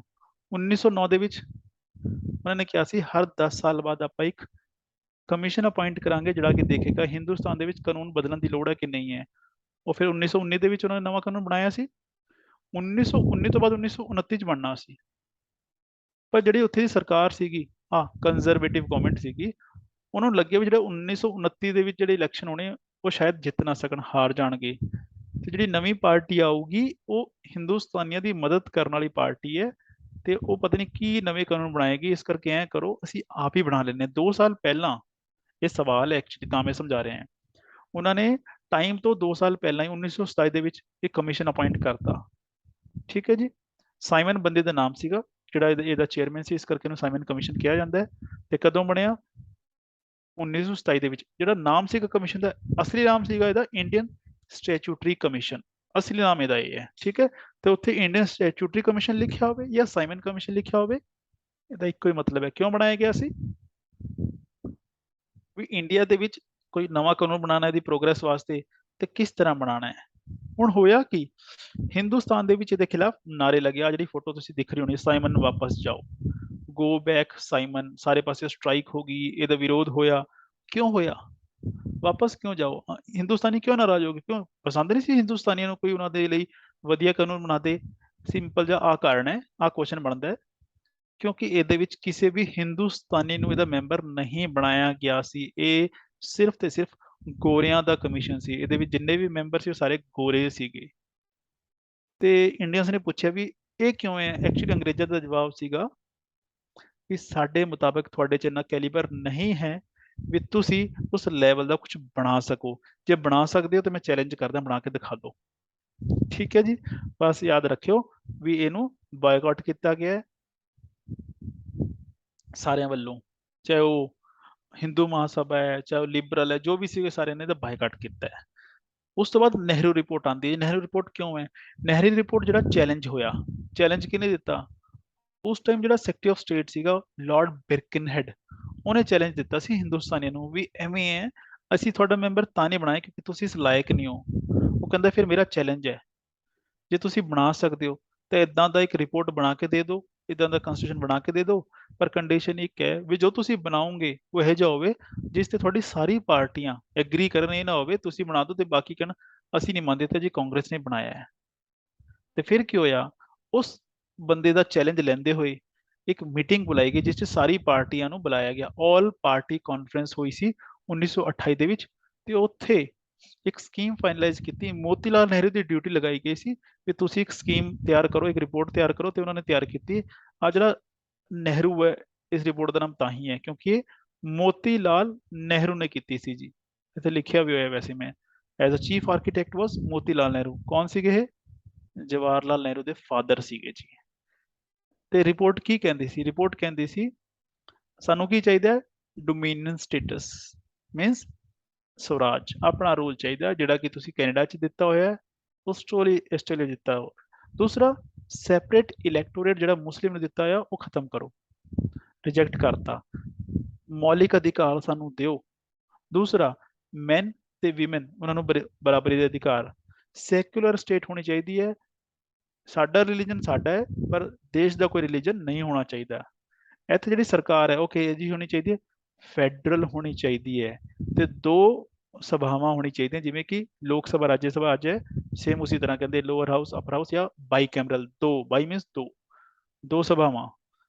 ਇੱਕ ਸੁਪਰੀਮ ਕੋਰਟ ਸਾਡਾ ਬਣਾਓ, ਤੇ ਜਿਹੜੇ ਪ੍ਰੋਵਿੰਸਿਸ ਨੇ, ਜਿਹੜੇ ਸਟੇਟਸ ਨੇ, ਰਾਜ ਨੇ, ਉਹ ਲੈਂਗੁਏਜ ਦੇ ਬੇਸ ਤੇ ਤੁਹਾਨੂੰ ਬਣਾਉਣੇ ਪੈਣਗੇ, ਜਿਵੇਂ ਅੱਜ ਬਣੇ ਹੋਏ ਆ ਉਵੇਂ ਉਹਨਾਂ ਨੇ ਰਿਕੁਐਸਟ ਕੀਤੀ ਸੀ। ਪਰ ਜਿਨ੍ਹਾਂ ਨੂੰ ਕੁਝ ਚੀਜ਼ਾਂ ਪਸੰਦ ਨਹੀਂ ਆਈਆਂ ਜੀ, ਠੀਕ ਹੈ, ਤੇ ਇਸ ਕਰਕੇ ਉਹਨੇ ਨਹਿਰੂ ਦੀ ਰਿਪੋਰਟ ਨੂੰ ਨਹੀਂ ਮੰਨਿਆ, ਤੇ ਉਹਨੇ ਆਪਣੇ ਕੁਝ ਮੁੱਦੇ ਦੇਤੇ ਜਿਨ੍ਹਾਂ ਨੂੰ ਕਹਿੰਦੇ ਜਿਨ੍ਹਾਂ ਨੇ 14 ਪੁਆਇੰਟ ਦਿੱਤੇ ਸੀ ਕਹਿੰਦੇ ਮੇਰੇ 14 ਪੁਆਇੰਟ ਨਹੀਂ ਮੰਨੂ, 14 ਪੁਆਇੰਟਸ ਆਫ ਜਿਨ੍ਹਾਂ ਕੇ ਆ ਜਾਂਦਾ ਉਹਨਾਂ ਨੂੰ। ਉਹਨਾਂ 'ਚ ਕੁਝ ਆ ਦੇਖ ਲਓ, ਜਿਵੇਂ ਉਹ ਕਹਿੰਦਾ ਇਹ ਫੈਡਰਲ ਕਨਸਟੀਟਿਊਸ਼ਨ ਬਣਾਓ, ਪਰ ਜਿਹੜੀ ਪਾਵਰ ਹੈ ਉਹ ਕਿਹਦੇ ਕੋਲ ਹੋਣੀ ਚਾਹੀਦੀ ਹੈ, ਉਹ ਸੂਬਿਆਂ ਕੋਲ ਹੋਣੀ ਚਾਹੀਦੀ ਹੈ, ਸਟੇਟਸ ਕੋਲ ਹੋਣੀ ਚਾਹੀਦੀ ਹੈ ਪਾਵਰ, ਸੈਂਟਰ ਕੋਲ ਨਹੀਂ ਪਾਵਰ ਹੋਣੀ ਚਾਹੀਦੀ ਹੈ। ਦੂਸਰਾ, ਜਿਹੜਾ ਸਟੇਟ ਹੈ ਉਹਨੂੰ ਜ਼ਿਆਦਾ ਪਾਵਰ ਦੇ ਦਿਓ, ਉਹਨੂੰ ਬਿਲਕੁਲ ਇੰਡੀਪੈਂਡੈਂਟ ਕਰ ਦਿਓ, ਉਹ ਜਿਵੇਂ ਆਪਣੇ ਆਪ ਨੂੰ ਚਲਾਉਣਾ ਚਾਹਵੇ ਉਵੇਂ ਚਲਾਓ। ਫਿਰ ਜਦ ਤੱਕ ਕੋਈ ਸਟੇਟ ਕੋਈ ਸੂਬਾ ਮਨਜ਼ੂਰੀ ਨਾ ਦੇਵੇ, ਸੰਵਿਧਾਨ ਦੇ ਵਿੱਚ ਕੋਈ ਬਦਲਾਵ ਨਹੀਂ ਹੋਣਾ ਚਾਹੀਦਾ। ਜਿਹੜੇ ਮੁਸਲਿਮਸ ਨੇ ਉਹਨਾਂ ਨੂੰ ਬਰਾਬਰੀ ਦੀ ਰਿਪਰੈਜ਼ੈਂਟੇਸ਼ਨ ਦਿਓ, ਜਿੱਥੇ ਵੀ ਹੈ ਉੱਥੇ, ਚਾਹੇ ਉਹ ਮੈਜੋਰਟੀ 'ਚ ਹੈ ਉਸੇ ਤਰ੍ਹਾਂ ਦਿਓ, ਤੇ ਸਰਵਿਸ 'ਚ ਵੀ ਉਹਨਾਂ ਨੂੰ ਬਰਾਬਰੀ ਦਾ ਐਡਿਕੁਏਟ ਮਤਲਬ ਆਪਟੀਮਮ ਜੀ ਉਹਨਾਂ ਨੂੰ ਰਿਪਰੈਜ਼ੈਂਟੇਸ਼ਨ ਦਿਓ। ਸੈਂਟਰਲ ਅਸੈਂਬਲੀ ਜਿਹੜੀ ਜਿਹੜੀ ਸਭਾ ਹੈ ਉਸ ਟਾਈਮ ਕਹਿੰਦੇ ਸੀ, ਜਿਹੜੇ ਲੋਕ ਸਭਾ ਕਹਿੰਦੇ ਆ, ਉੱਥੇ 33% ਮੁਸਲਿਮ ਨੂੰ ਰਿਪਰੈਜ਼ੈਂਟੇਸ਼ਨ ਦਿਓ। ਜਿਹੜਾ ਸੈਂਟਰ ਹੈ ਸਟੇਟ ਦੀ ਅਸੈਂਬਲੀਜ਼ ਨੇ, ਕੈਬਨਿਟ ਹੈ, ਉੱਥੇ ਵਿੱਚ 1/3 ਮੁਸਲਿਮਸ ਨੂੰ ਦਿਓ। ਮਤਲਬ ਇਦਾਂ ਦੇ ਬਹੁਤ ਸਾਰੇ ਪੁਆਇੰਟ ਲੈ ਕੇ ਆਇਆ। ਕਹਿੰਦੇ ਸੈਪਰੇਟ ਇਲੈਕਟੋਰੇਟ ਅਸੀਂ ਰਿਜੈਕਟ ਨਹੀਂ ਹੋਣ ਦੇਣਾ, ਸਾਨੂੰ ਸਭ ਵੱਖਰਾ ਦਿਓ, ਤੇ ਜੋ ਕੋਈ ਬਿੱਲ ਪਾਸ ਕਰਨਾ ਹੈ ਮਾਈਨੋਰਟੀ ਸਹਿਮਤੀ ਤੋਂ ਬਿਨਾਂ ਨਾ ਹੋਵੇ, ਹੈ ਨਾ। ਤੇ ਜਿਹੜੇ ਆ ਨਵੇਂ ਬਣਾਏ ਉਹ ਕਹਿੰਦਾ ਜਿੱਥੇ ਮੁਸਲਿਮ ਮੈਜੋਰਟੀ ਹੈ ਉਸ ਤਰ੍ਹਾਂ ਦੇਖੋ ਨਾਰਥ ਵੈਸਟ ਫਰੰਟੀਅਰ ਪ੍ਰੋਵਿੰਸ ਬਣਵਾਓ। ਜਿਹੜਾ ਸਿੰਧ ਹੈ ਉਹਨੂੰ ਬੰਬੇ ਤੋਂ ਅਲੱਗ ਕਰ ਦਿਓ, ਤੇ ਆ ਜਿਹੜੇ ਏਰੀਆਜ਼ ਨੇ ਇੱਥੇ ਕਨਸਟੀਟਿਊਸ਼ਨ ਸੁਧਾਰ ਲੈ ਕੇ ਆਓ, ਤੇ ਜਿੰਨੀ ਵੀ ਕਮਿਊਨਿਟੀਜ਼ ਨੇ ਸਮੁਦਾਇ ਇਹਨਾਂ ਨੂੰ ਆਜ਼ਾਦੀ ਦਿਓ ਰਿਲੀਜਨ ਦੀ, ਤੇ ਜਿੰਨੀ ਵੀ ਮਾਈਨੋਰਟੀਜ਼ ਨੇ ਉਹਨਾਂ ਦੇ ਰਿਲੀਜਨ, ਕਲਚਰ ਤੇ ਐਜੂਕੇਸ਼ਨ ਜਿਹੜੇ ਰਾਈਟਸ ਨੇ ਪਾਰਟਿਕੂਲਰ ਮੁਸਲਿਮਸ ਦੇ, ਉਹਨਾਂ ਨੂੰ ਪ੍ਰੋਟੈਕਟ ਕਰੋ ਜੀ। ਇਹ ਨੇ ਦਿਆ ਸੀ, ਜਿਹੜਾ ਕਿ ਫਿਰ ਹਿੰਦੂ ਮਹਾਸਭਾ ਉਹਨਾਂ ਨੇ ਰੌਲਾ ਪਾਤਾ ਵੀ ਨਹੀਂ ਅਸੀਂ ਨਹੀਂ ਮੰਨਦੇ, ਤੇ ਇਸ ਕਰਕੇ ਜਿਨ੍ਹਾਂ ਹੁਣ ਛੱਡ ਕੇ ਚਲਾ ਗਿਆ ਸੀ, ਉਹ ਪਹਿਲਾਂ ਕਾਂਗਰਸੀ ਹੁੰਦਾ ਸੀ, ਹੁਣ ਜਾ ਕੇ ਆਪਣਾ ਅਲੱਗ ਚਲਾ ਗਿਆ ਮੁਸਲਿਮ ਲੀਗ ਵਾਲੇ ਸੈਕਸ਼ਨ 'ਚ। ਫਿਰ ਮੀਟਿੰਗ ਹਰ ਸਾਲ ਹੁੰਦੀ ਸੀ ਕਾਂਗਰਸ ਦੀ, ਹੁਣ ਫੇਰ ਹੋਈ ਸੀ। ਇਹ ਮੀਟਿੰਗ ਸੀਗੀ ਜੀ 1929 ਦੀ, ਠੀਕ ਹੈ। ਹੁਣ 1929 'ਚ ਇਹ ਦਸੰਬਰ 'ਚ ਹੋਣੀ ਹੁੰਦੀ ਸੀ, ਤੁਹਾਨੂੰ ਪਤਾ ਹੋਏਗਾ। ਹੁਣ 1929 'ਚ ਹੋਇਆ ਕੀ, ਐਕਚੁਅਲੀ ਕੀ ਸੀਗਾ, ਜਦ 1928 ਦੀ ਨਹਿਰੂ ਦੀ ਰਿਪੋਰਟ ਬਣੀ ਸੀ ਤੇ ਉਹਨਾਂ ਨੇ ਅੰਗਰੇਜ਼ਾਂ ਨੂੰ ਦਿੱਤੀ ਸੀ, ਅੰਗਰੇਜ਼ਾਂ ਨੇ ਮਨਾ ਕਰਤਾ ਸੀ, ਕਹਿੰਦੇ ਅਸੀਂ ਨਹੀਂ ਮੰਨਦੇ। ਤੇ ਦੂਸਰਾ ਇਹ ਕਹਿ ਲਓ ਕਿ ਕੋਈ ਰਿਸਪੌਂਸ ਵਧੀਆ ਨਹੀਂ ਦਿੱਤਾ ਸੀ ਉਹਨਾਂ ਨੇ। ਤੇ ਕਾਂਗਰਸ ਨੇ ਹੁਣ ਇੱਕ ਚੀਜ਼ ਡਿਸਾਈਡ ਕੀਤੀ ਸੀ ਵੀ ਅਸੀਂ ਹੁਣ ਵੇਟ ਕਰਦੇ ਹਾਂ ਵੀ ਇਹ ਸਾਨੂੰ ਜੋ ਅਸੀਂ ਮੰਗ ਰਹੇ ਹਾਂ, ਯਾਨੀ ਕਿ ਸਵਰਾਜ, ਡੋਮੀਨੀਅਨ ਸਟੇਟਸ, ਉਹ ਦਿੰਦੇ ਜਾਂ ਨਹੀਂ, ਥੋੜੀ ਦੇਰ ਵੇਟ ਕਰ ਲਓ। ਇੱਥੇ ਕੀ ਸੀਗਾ, ਜਿਹੜਾ ਗਰੁੱਪ ਸੀਗਾ ਯੂਥ ਦਾ, ਨੌਜਵਾਨ ਤਬਕਾ ਸੀ, ਜਿਸ 'ਚ ਜਵਾਹਰ ਲਾਲ ਨਹਿਰੂ ਤੇ ਸੁਭਾਸ਼ ਚੰਦਰ ਬੋਸ ਇਹ ਸਭ ਤੋਂ ਅੱਗੇ ਸੀ। ਇਹ ਕਹਿੰਦੇ ਹੁਣ ਅਸੀਂ ਨਹੀਂ ਮੰਗਣਾ ਇਹ ਡੋਮੀਨੀਅਨ ਸਟੇਟਸ, ਸਾਨੂੰ ਕੀ ਚਾਹੀਦਾ ਹੈ, ਉਹ ਕਹਿੰਦੇ ਹੁਣ ਜੇ ਮੰਗਣੀ ਤੇ ਆਜ਼ਾਦੀ ਮੰਗੋ, ਇੰਡੀਪੈਂਡੈਂਸ। ਹੁਣ ਤੁਸੀਂ ਗਲਤ ਕਰ ਰਹੇ ਹੋ, ਉਹ ਅੜ ਗਏ, ਕਹਿੰਦੇ ਹੁਣ ਅਸੀਂ ਇੰਡੀਪੈਂਡੈਂਸ ਹੀ ਮੰਗਾਂਗੇ, ਹੋਰ ਕੁਝ ਨਹੀਂ, ਇਸ ਤੋਂ ਘੱਟ ਕੁਝ ਨਹੀਂ। ਇੱਥੇ ਫਿਰ ਪ੍ਰੋਬਲਮ ਕ੍ਰੀਏਟ ਹੋ ਗਈ। ਹੁਣ ਉਹਨਾਂ ਨੇ ਇੱਕ ਵਿੱਚ ਦਾ ਰਸਤਾ ਕੱਢ ਲਿਆ। ਉਹ ਕਹਿੰਦੇ ਐਵੇਂ 1 ਸਾਲ ਦੀ ਮੋਹਲਤ ਦਿੰਨੇ ਆ ਆਪਾਂ ਅੰਗਰੇਜ਼ਾਂ ਨੂੰ, ਜੇ ਉਹ ਸਾਨੂੰ ਡੋਮੀਨੀਅਨ ਸਟੇਟਸ ਦਿੰਦੇ ਆ 1 ਸਾਲ ਦੇ ਵਿੱਚ ਫਿਰ ਤਾਂ ਠੀਕ ਹੈ, ਤੇ ਜੇ ਨਹੀਂ ਦਿੱਤਾ ਉਸ ਤੋਂ ਬਾਅਦ ਅਸੀਂ ਸਾਰੇ ਮਿਲ ਕੇ, ਚਾਹੇ ਵੱਡੇ ਚਾਹੇ ਛੋਟੇ, ਯਾਨੀ ਕਿ ਪੂਰਾ ਗਰੁੱਪ ਹੈਗਾ, ਸਿਆਣੇ ਵੀ ਜਾਂ ਯੂਥ, ਫਿਰ ਅਸੀਂ ਆਜ਼ਾਦੀ ਹੀ ਮੰਗਾਂਗੇ। ਯੂਥ ਕਹਿੰਦਾ ਠੀਕ ਹੈ, ਇਹ ਤਰੀਕਾ ਠੀਕ ਹੈ। ਉਹਨਾਂ ਨੇ ਵੇਟ ਕੀਤੀ ਜੀ 1928 ਤੋਂ ਲੈ ਕੇ 1929। 1929 ਦਾ ਜਦ ਸੈਸ਼ਨ ਸ਼ੁਰੂ ਹੋਇਆ, ਕਿੱਥੇ ਹੋਇਆ ਕੁਐਸਚਨ ਬਣਦਾ ਹੈ, ਲਾਹੌਰ 'ਚ ਹੋਇਆ ਸੀ। ਲਾਹੌਰ ਦੇ ਨਾਲ ਕਿਹੜੀ ਨਦੀ ਜਾਂਦੀ ਹੈ, ਰਾਵੀ ਨਦੀ ਜਾਂਦੀ ਹੈ, ਤੇ ਰਾਵੀ ਦੇ ਕੰਢੇ ਤੇ ਹੋਇਆ ਸੀ, ਯਾਦ ਰੱਖ ਲਿਓ। ਪ੍ਰੈਜ਼ੀਡੈਂਟ ਕੌਣ ਸੀ ਇੱਥੇ, ਜਵਾਹਰ ਲਾਲ ਨਹਿਰੂ ਇਹਦਾ ਪ੍ਰੈਜ਼ੀਡੈਂਟ ਸੀ ਜੀ। ਇਹ ਕੁਐਸਚਨ ਹੈ। ਹੁਣ ਉਹ ਕਹਿੰਦੇ ਨਹੀਂ ਕੀਤਾ, ਅੰਗਰੇਜ਼ਾਂ ਨੇ ਕੁਝ ਨਹੀਂ ਕੀਤਾ, ਚਲੋ ਫਿਰ ਹੁਣ ਇੱਥੇ ਜਿਹੜਾ ਮਤਾ ਪਾਸ ਕੀਤਾ ਗਿਆ, ਜਿਹੜਾ ਰੈਜ਼ੋਲੂਸ਼ਨ ਪਾਸ ਕੀਤਾ ਗਿਆ, ਉਹ ਕੀ ਸੀਗਾ ਵੀ ਅੱਜ ਤੋਂ ਬਾਅਦ ਜਿਹੜਾ ਕਾਂਗਰਸ ਦਾ ਗੋਲ ਹੋਏਗਾ ਉਹ ਡੋਮੀਨੀਅਨ ਸਟੇਟਸ ਨਹੀਂ ਹੋਏਗਾ। ਅੱਜ ਤੋਂ ਬਾਅਦ ਜੇ ਅਸੀਂ ਅਚੀਵ ਕਰਨਾ, ਅਸੀਂ ਅਚੀਵ ਕਰਨਾ ਹੈ ਸਵਰਾਜ। ਕਿਹੜਾ, ਪੂਰਨ ਸਵਰਾਜ, ਪੂਰਾ ਸਵਰਾਜ, ਯਾਨੀ ਕਿ complete independence from the Britishers. ਹੁਣ ਇੱਥੋਂ ਇੱਕ ਸਵਾਲ ਹੁੰਦਾ ਹੈ ਕਿ ਪਹਿਲੀ ਵਾਰ ਅਸੀਂ ਆਜ਼ਾਦੀ ਕਦੋਂ ਮੰਗੀ। ਹਿੰਦੁਸਤਾਨੀਆਂ ਨੇ ਹਜੇ ਤੱਕ ਆਜ਼ਾਦੀ ਨਹੀਂ ਮੰਗੀ ਸੀ ਅੰਗਰੇਜ਼ਾਂ ਤੋਂ। ਇੱਥੇ ਪਹਿਲੀ ਵਾਰ ਡਿਸਾਈਡ ਕੀਤਾ ਗਿਆ ਤੇ ਪਹਿਲੀ ਵਾਰ ਸੋਚਿਆ ਕਿ ਅੱਜ ਤੋਂ ਬਾਅਦ ਅਸੀਂ ਆਜ਼ਾਦੀ ਮੰਗਾਂਗੇ, ਠੀਕ ਹੈ ਜੀ। ਤੇ ਉੱਥੇ ਪਹਿਲੀ ਵਾਰ ਜਿਹੜਾ ਤਿਰੰਗਾ ਹੈ ਉਹ ਫਹਿਰਾਇਆ ਗਿਆ ਸੀਗਾ, ਤੇ ਇਹਨਾਂ ਨੇ ਇੱਕ ਚੀਜ਼ ਫਿਕਸ ਕੀਤੀ ਵੀ ਅਸੀਂ ਪਹਿਲਾ ਆਜ਼ਾਦੀ ਦਿਵਸ ਮਨਾਵਾਂਗੇ। ਇਹ ਵੀ ਕੁਐਸਚਨ ਹੈ ਕਿ ਪਹਿਲਾ ਆਜ਼ਾਦੀ ਦਿਵਸ ਕਦੋਂ ਮਨਾਇਆ ਗਿਆ। 26 ਜਨਵਰੀ ਜਿਹੜੀ ਤਰੀਕ ਇਹਨਾਂ ਨੇ ਫਿਕਸ ਕੀਤੀ ਸੀ ਤੇ 26 ਜਨਵਰੀ 1930 ਨੂੰ ਆਜ਼ਾਦੀ ਦਿਵਸ ਮਨਾਇਆ ਗਿਆ। ਇਸੇ ਕਰਕੇ ਜਿਹੜਾ ਰਿਪਬਲਿਕ ਡੇ ਹੈ ਨਾ ਉਹ 26 ਜਨਵਰੀ ਇਸੇ ਕਰਕੇ ਮਨਾਇਆ ਜਾਂਦਾ ਅੱਜ ਦੀ ਡੇਟ 'ਚ, ਹੈ ਨਾ, ਕਿਉਂਕਿ ਇਹ ਦਿਨ ਸੰਵਿਧਾਨ ਲਾਗੂ ਹੋਇਆ ਸੀ। ਸੰਵਿਧਾਨ ਲਾਗੂ ਇਹ ਦਿਨ ਕਿਉਂ ਹੋਇਆ ਸੀ? ਕਿਉਂਕਿ ਇਹ ਦਿਨ ਪਹਿਲਾਂ ਇੰਡੀਪੈਂਡੈਂਸ ਡੇ ਸੀ ਮਨਾ ਕੇ ਹਟੇ ਸੀ ਜੀ। ਇਹ ਜਿਹੜੇ ਦੋ ਤਿੰਨ ਫੈਕਟ ਨੇ ਕਿਹੜੇ ਕਿਹੜੇ ਨੇ ਵੀ 1929 ਦਾ ਜਿਹੜਾ ਸੈਸ਼ਨ ਹੈ ਉਹ ਕਿੱਥੇ ਹੋਇਆ? ਲਾਹੌਰ 'ਚ ਹੋਇਆ। ਕਿਹੜੀ ਨਦੀ ਦੇ ਕਿਨਾਰੇ? ਰਾਵੀ। ਕੌਣ ਪ੍ਰੈਜ਼ੀਡੈਂਟ ਸੀ? ਨਹਿਰੂ। ਤੇ ਇੱਥੇ ਕੀ ਮਤਾ ਪਾਸ ਕੀਤਾ ਗਿਆ? ਕੰਪਲੀਟ ਇੰਡੀਪੈਂਡੈਂਟ ਯਾਨੀ ਕਿ ਪੂਰਨ ਸਵਰਾਜ ਦਾ। ਤੇ ਇੱਥੇ ਪਹਿਲੀ ਵਾਰ ਤਿਰੰਗਾ ਫਹਿਰਾਇਆ ਗਿਆ। ਤੇ ਨੈਕਸਟ ਕਿ ਇੱਥੇ ਅਨਾਉਂਸ ਕੀਤਾ ਗਿਆ ਸੀ ਪਹਿਲਾ ਆਜ਼ਾਦੀ ਦਿਵਸ ਮਨਾਵਾਂਗੇ ਕਦੋਂ? 26 ਜਨਵਰੀ 1930 ਨੂੰ। ਇਹ ਚੀਜ਼ਾਂ ਯਾਦ ਰੱਖ ਲਓ ਜੀ ਇੱਥੇ, ਹੈ ਨਾ, ਸਮਝ ਲਓ, ਯਾਦ ਤਾਂ ਆਪਣੇ ਆਪ ਹੋ ਜਾਣੇ, ਕੁਛ ਐਡਾ ਔਖਾ ਹੈ ਨਹੀਂ। ਤੇ ਆ ਜਿਹੜਾ ਆਜ਼ਾਦੀ ਕਿਵੇਂ ਮੰਗਾਂਗੇ? ਉਹ ਕਹਿੰਦੇ ਇਹਦੇ ਲਈ ਅਸੀਂ ਇੱਕ ਅੰਦੋਲਨ ਚਲਾਵਾਂਗੇ ਜਿਹੜਾ ਕੀ ਹੋਏਗਾ? ਸਵਿਨय ਅਵਗਿਆ ਅੰਦੋਲਨ, ਸਿਵਲ ਡਿਸਓਬੀਡੀਐਂਸ ਮੂਵਮੈਂਟ, CDM। ਜਿਵੇਂ ਨਾਨ ਕੋਆਪਰੇਸ਼ਨ ਸੀ ਉਸੇ ਤਰ੍ਹਾਂ ਦਾ ਇਹ ਹੈ। ਇੱਥੇ ਕੀ ਹੈ? ਕਹਿੰਦੇ ਚਲਾਉਣ ਤੋਂ ਪਹਿਲਾਂ ਇਹਨਾਂ ਨੇ ਅਲਟੀਮੇਟਮ ਦਿੱਤਾ ਕਿਹਨੂੰ? ਉਸ ਟਾਈਮ ਦੇ ਗਵਰਨਰ ਨੂੰ। ਉਹ ਸੀਗਾ ਲਾਰਡ ਇਰਵਿਨ। ਕਈ ਵਾਰੀ ਪੁੱਛ ਲੈਂਦੇ ਵੀ ਉਦੋਂ ਗਵਰਨਰ ਕੌਣ ਸੀਗਾ ਇੰਡੀਆ ਦਾ? ਗਵਰਨਰ ਜਨਰਲ ਜਿਹਨੂੰ ਕਹਿੰਦੇ ਆ ਵਾਇਸਰੋਏ, ਲਾਰਡ ਇਰਵਿਨ ਸੀਗਾ। ਵੀ ਗਾਂਧੀ ਜੀ ਨੇ ਕਿਹਾ ਸਾਡੇ ਮੁੱਦੇ ਨੇ, ਇਹਨਾਂ ਨੂੰ ਮੰਨ ਲਓ, ਜੇ ਨਹੀਂ ਮੰਨੋਗੇ ਤਾਂ ਅਸੀਂ ਅੰਦੋਲਨ ਸਟਾਰਟ ਕਰਾਂਗੇ। ਉਹ ਨਹੀਂ ਮੰਨੇ ਗਏ, ਉਹਨਾਂ ਨੇ ਇਗਨੋਰ ਕਰਤੇ। ਤੇ ਗਾਂਧੀ ਜੀ ਨੇ ਇਹ ਜਿਹੜਾ ਸੱਤਿਆਗ੍ਰਹਿ ਸੀਗਾ ਸਿਵਲ ਡਿਸਓਬੀਡੀਐਂਸ ਮੂਵਮੈਂਟ ਇਹ ਲਾਂਚ ਕਰਤਾ। ਤੇ ਕਿਵੇਂ ਇਹਨੂੰ ਇਨੋਗਰੇਟ ਕੀਤਾ? ਕਿਵੇਂ ਕੀਤਾ ਇਹਨੂੰ? ਕੀਤਾ ਡਾਂਡੀ ਮਾਰਚ ਰਾਹੀਂ। ਡਾਂਡੀ ਮਾਰਚ ਕੀ ਹੈ? ਗਾਂਧੀ ਜੀ ਆਪਣੇ ਆਸ਼ਰਮ ਤੋਂ ਲੈ ਕੇ, ਕਿਹੜਾ ਆਸ਼ਰਮ ਸੀਗਾ ਗਾਂਧੀ ਜੀ ਦਾ? ਸਾਬਰਮਤੀ। ਸਾਬਰਮਤੀ ਤੋਂ ਲੈ ਕੇ ਡਾਂਡੀ ਇੱਕ ਜਗ੍ਹਾ ਹੈ ਗੁਜਰਾਤ ਦੇ ਕਿਨਾਰੇ ਤੇ, ਸਮੁੰਦਰ ਦੇ ਕਿਨਾਰੇ ਤੇ, ਉੱਥੇ ਗਏ ਸੀ ਗਾਂਧੀ ਜੀ ਆਪਣੇ 78 ਬੰਦਿਆਂ ਨਾਲ। ਠੀਕ ਹੈ ਜੀ। ਉੱਥੇ ਜਾ ਕੇ ਗਾਂਧੀ ਜੀ ਨੇ ਨਮਕ ਬਣਾਇਆ ਸੀ ਕਿਉਂਕਿ ਉਦੋਂ ਨਮਕ ਬਣਾਉਣ ਤੇ ਟੈਕਸ ਲੱਗਦਾ ਸੀ। ਤੇ ਗਾਂਧੀ ਜੀ ਨੇ ਨਮਕ ਦਾ ਜਿਹੜਾ ਟੈਕਸ ਲਾਅ ਹੈ ਉਹ ਬ੍ਰੇਕ ਕਰਤਾ, ਉਹ ਤੋੜਤਾ। ਵੀ ਅੰਗਰੇਜ਼ ਕਹਿੰਦੇ ਤੁਸੀਂ ਨਹੀਂ ਬਣਾ ਸਕਦੇ, ਉਹ ਕਹਿੰਦੇ ਅਸੀਂ ਬਣਾਵਾਂਗੇ ਤੇ ਬਿਨਾਂ ਟੈਕਸ ਦੇ ਬਣਾਵਾਂਗੇ। ਬਸ ਆਹ ਸੀਗਾ। ਤੇ ਡਾਂਡੀ ਮਾਰਚ ਕੀ ਹੈ? ਵੀ ਇਹਦੇ ਨਾਲ ਗਾਂਧੀ ਜੀ ਨੇ ਮਾਰਚ ਕੀਤਾ, ਯਾਤਰਾ ਕੀਤੀ ਸਾਬਰਮਤੀ ਤੋਂ ਲੈ ਕੇ ਡਾਂਡੀ ਤੱਕ, ਤੇ ਉੱਥੇ ਜਾ ਕੇ ਨਮਕ ਦਾ ਕਾਨੂੰਨ ਤੋੜਿਆ। ਇਹ ਯਾਦ ਰੱਖ ਲਿਓ ਜੀ। ਇੱਥੇ ਕੁਝ ਬੰਦਿਆਂ ਦੇ ਨਾਮ ਆਣਗੇ ਕਿਉਂਕਿ ਤਾਂ ਗਾਂਧੀ ਜੀ ਇੱਥੇ ਤੋੜ ਰਹੇ ਨੇ ਕਿਤੇ? ਗੁਜਰਾਤ ਦੇ ਵਿੱਚ। ਇਹ ਚੀਜ਼ ਬਾਕੀ ਜਗ੍ਹਾ ਵੀ ਹੋ ਰਹੀ ਹੈ। ਤਾਮਿਲਨਾਡੂ ਦੇ ਵਿੱਚ ਕੌਣ ਸੀਗੇ? ਸੀ ਰਾਜਗੋਪਾਲਾਚਾਰੀ, ਉਹਨੇ ਵੀ ਕੀਤਾ। ਤ੍ਰਿਚਨਾਪੱਲੀ ਤੋਂ ਲੈ ਕੇ ਵੇਦਾਰण्यਮ ਤੱਕ ਗਏ ਸੀ। ਠੀਕ ਹੈ ਜੀ। ਮਾਲਾਬਾਰ ਦੇ ਵਿੱਚ ਕੇ ਕਿਲੱਪਾ ਸੀਗੇ, ਉਹ ਕੈਲੀਕਟ ਤੇ ਲੈ ਕੇ ਪਯਾਨੂਰ ਤੱਕ ਗਏ ਸੀਗੇ। ਤੇ ਖਾਨ ਅਬਦੁਲ ਗਫਾਰ ਖਾਨ ਇਹ ਕੀ ਸੀਗੇ? ਜਿਹੜਾ ਪਾਕਿਸਤਾਨ ਦਾ ਇਲਾਕਾ ਅੱਜ ਬਲੂਚਿਸਤਾਨ ਦੇ ਵਿੱਚ, ਉੱਥੇ ਜਗ੍ਹਾ ਹੈ। ਇਹ ਉਦੋਂ ਇੱਕ ਸੂਬਾ ਹੁੰਦਾ ਸੀ ਨਾਰਥ ਵੈਸਟ ਫਰੰਟੀਅਰ ਪ੍ਰੋਵਿੰਸ। ਇਹ ਉੱਥੇ ਐਕਟਿਵ ਸੀਗਾ। ਇਹ ਗਾਂਧੀ ਕਹਿ ਲਓ ਜਾਂ ਕਾਂਗਰਸ ਦੀ ਸਪੋਰਟ 'ਚ ਉੱਥੇ ਜਿਹੜੇ ਐਕਟਿਵ ਸੀਗੇ ਉਹਨਾਂ ਦੀ ਸਪੋਰਟ ਕਰਦੇ ਸੀ। ਫਿਰ ਜਿਹੜੇ ਦੂਸਰੇ ਬੰਦੇ ਸੀਗੇ ਕਿਹੜੇ? ਜਿਹੜੇ ਵਰਕਰ ਸੀਗੇ ਉਹਨਾਂ ਨੇ ਵੀ ਪਾਰਟਿਸਿਪੇਟ ਕੀਤਾ। ਉਹਨਾਂ ਨੇ ਕੀ ਕੀਤਾ? ਉਹਨਾਂ ਨੇ ਮਿਲ 'ਚ ਸਟ੍ਰਾਈਕ ਕੀਤੀ ਸੀ। ਤੇ ਇਦੋਂ ਫਿਰ ਕੀ ਹੋਇਆ? ਜੋ ਪਹਿਲਾਂ ਵੀ ਹੋਇਆ, ਗਾਂਧੀ ਜੀ ਨੂੰ ਅਰੈਸਟ ਕਰਕੇ ਲੈ ਗਏ ਅੰਗਰੇਜ਼। ਤੇ ਜਿਹੜੇ ਕੁਝ ਇਲਾਕੇ ਸੀਗੇ ਜਿੱਥੇ ਰਈਅਤਵਾੜੀ ਸਿਸਟਮ ਚੱਲਦਾ ਸੀ ਉੱਥੇ ਲੋਕਾਂ ਨੇ ਕਿ ਅਸੀਂ ਲਗਾਨ ਨਹੀਂ ਦੇਣਾ। ਤੇ ਜਿੱਥੇ ਜ਼ਮੀਂਦਾਰੀ ਵਾਲਾ ਸਿਸਟਮ ਸੀਗਾ ਉੱਥੇ ਕਹਿੰਦੇ ਅਸੀਂ, ਲੋਕਾਂ ਨੇ ਕਿਹਾ ਅੰਗਰੇਜ਼ਾਂ ਨੂੰ ਚੌਕੀਦਾਰੀ ਟੈਕਸ ਨਹੀਂ ਦੇਣਾ। ਤੇ ਕਿਉਂਕਿ ਸਾਰੇ ਪਾਸੇ ਤਾਂ ਨਮਕ ਨਹੀਂ ਬਣ ਸਕਦਾ, ਨਮਕ ਤਾਂ ਸਮੁੰਦਰ ਦੇ ਕਿਨਾਰੇ ਬਣ ਸਕਦਾ ਹੈ। ਹੁਣ ਗੰਗਾ 'ਚ ਨਮਕ ਤਾਂ ਬਣਨ ਤੋਂ ਰਿਹਾ ਜੀ। ਤੇ ਤਰੀਕਾ ਸਾਰਿਆਂ ਦਾ ਥੋੜਾ ਅਲੱਗ-ਅਲੱਗ ਸੀਗਾ ਕਿਉਂਕਿ ਸਾਰਿਆਂ ਨੇ ਹਿੱਸਾ ਤਾਂ ਲੈਣਾ ਸੀ ਇਸ ਅੰਦੋਲਨ 'ਚ। ਕਿਵੇਂ ਲਈਏ? ਆਪਣੇ ਤਰੀਕੇ ਨਾਲ। ਉਹ ਕਹਿੰਦੇ ਅਸੀਂ ਟੈਕਸ ਨਹੀਂ ਦਿਆਂਗੇ, ਕੋਈ ਕਹਿੰਦੇ ਅਸੀਂ ਲਗਾਨ ਨਹੀਂ ਦਿਆਂਗੇ। ਤੇ ਤਰੀਕਾ ਸੀ ਸਾਰੇ ਦਾ। ਵਰਕਰ ਨੇ ਕੀ ਕਰਨਾ ਹੁੰਦਾ? ਵਰਕਰ ਕਹਿੰਦੇ ਅਸੀਂ ਹੜਤਾਲ ਕਰ ਲੈਂਦੇ ਹਾਂ। ਜਿਹੜਾ ਈਸਟਰਨ ਪਾਰਟ ਸੀਗਾ ਉਹ ਕਹਿੰਦੇ ਅਸੀਂ ਵੀ ਚੌਕੀਦਾਰੀ ਟੈਕਸ ਨਹੀਂ ਦਿਆਂਗੇ। ਇਹ ਕੁਝ ਚੱਲ ਰਿਹਾ ਸੀ ਜੀ ਇੱਥੇ।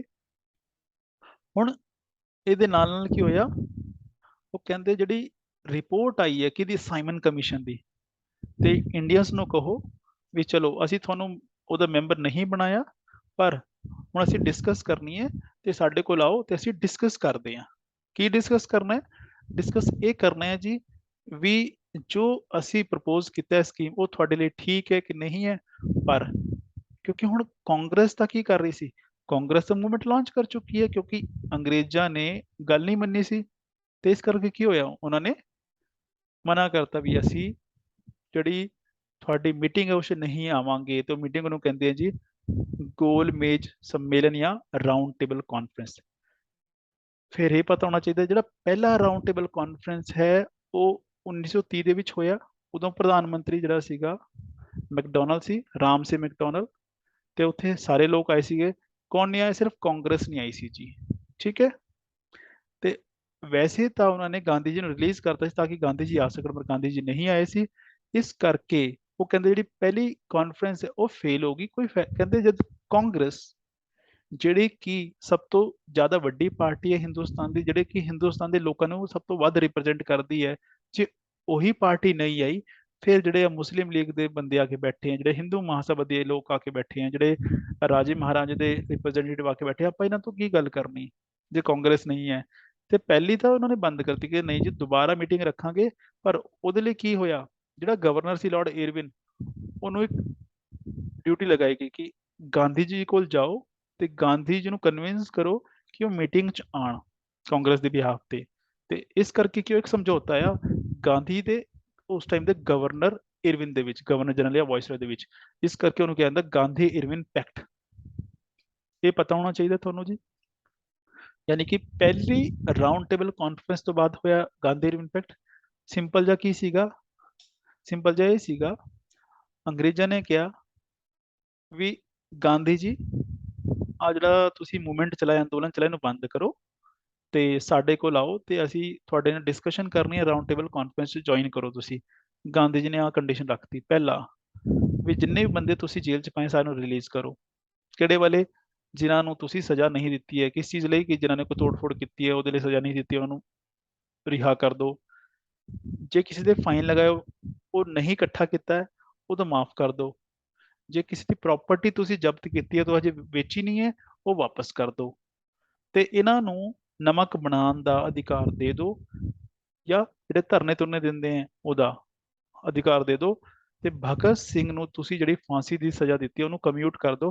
ਕਾਹਦੇ ਵਿੱਚ ਕਮਿਊਟ ਕਰ ਦਿਓ? ਉਹਨੂੰ ਆਜੀਵਨ ਕਾਰਾਵਾਸ, ਉਮਰ ਕੈਦ 'ਚ ਕਨਵਰਟ ਕਰ ਦਿਓ। ਉਹ ਕਹਿੰਦੇ ਗਾਂਧੀ ਜੀ ਸਾਰਾ ਠੀਕ ਹੈ, ਇਹ ਨਹੀਂ ਅਸੀਂ ਕਰਦੇ, ਹੈ ਨਾ। ਇਹ ਤੇ ਬਹੁਤ ਲੰਬੀ ਕਹਾਣੀ ਹੈ, ਵੈਸੇ ਛੋਟਾ ਜਿਹਾ ਯਾਦ ਰੱਖ ਲਓ। ਰੀਜ਼ਨ ਉਹ ਸੀਗਾ, ਕਹਿੰਦੇ ਜੋ ਭਗਤ ਸਿੰਘ ਨੇ ਕੀਤਾ ਕਾਨੂੰਨ ਦੇ ਮੁਤਾਬਕ ਉਹ ਟੈਰਰਿਸਟ ਹੈ।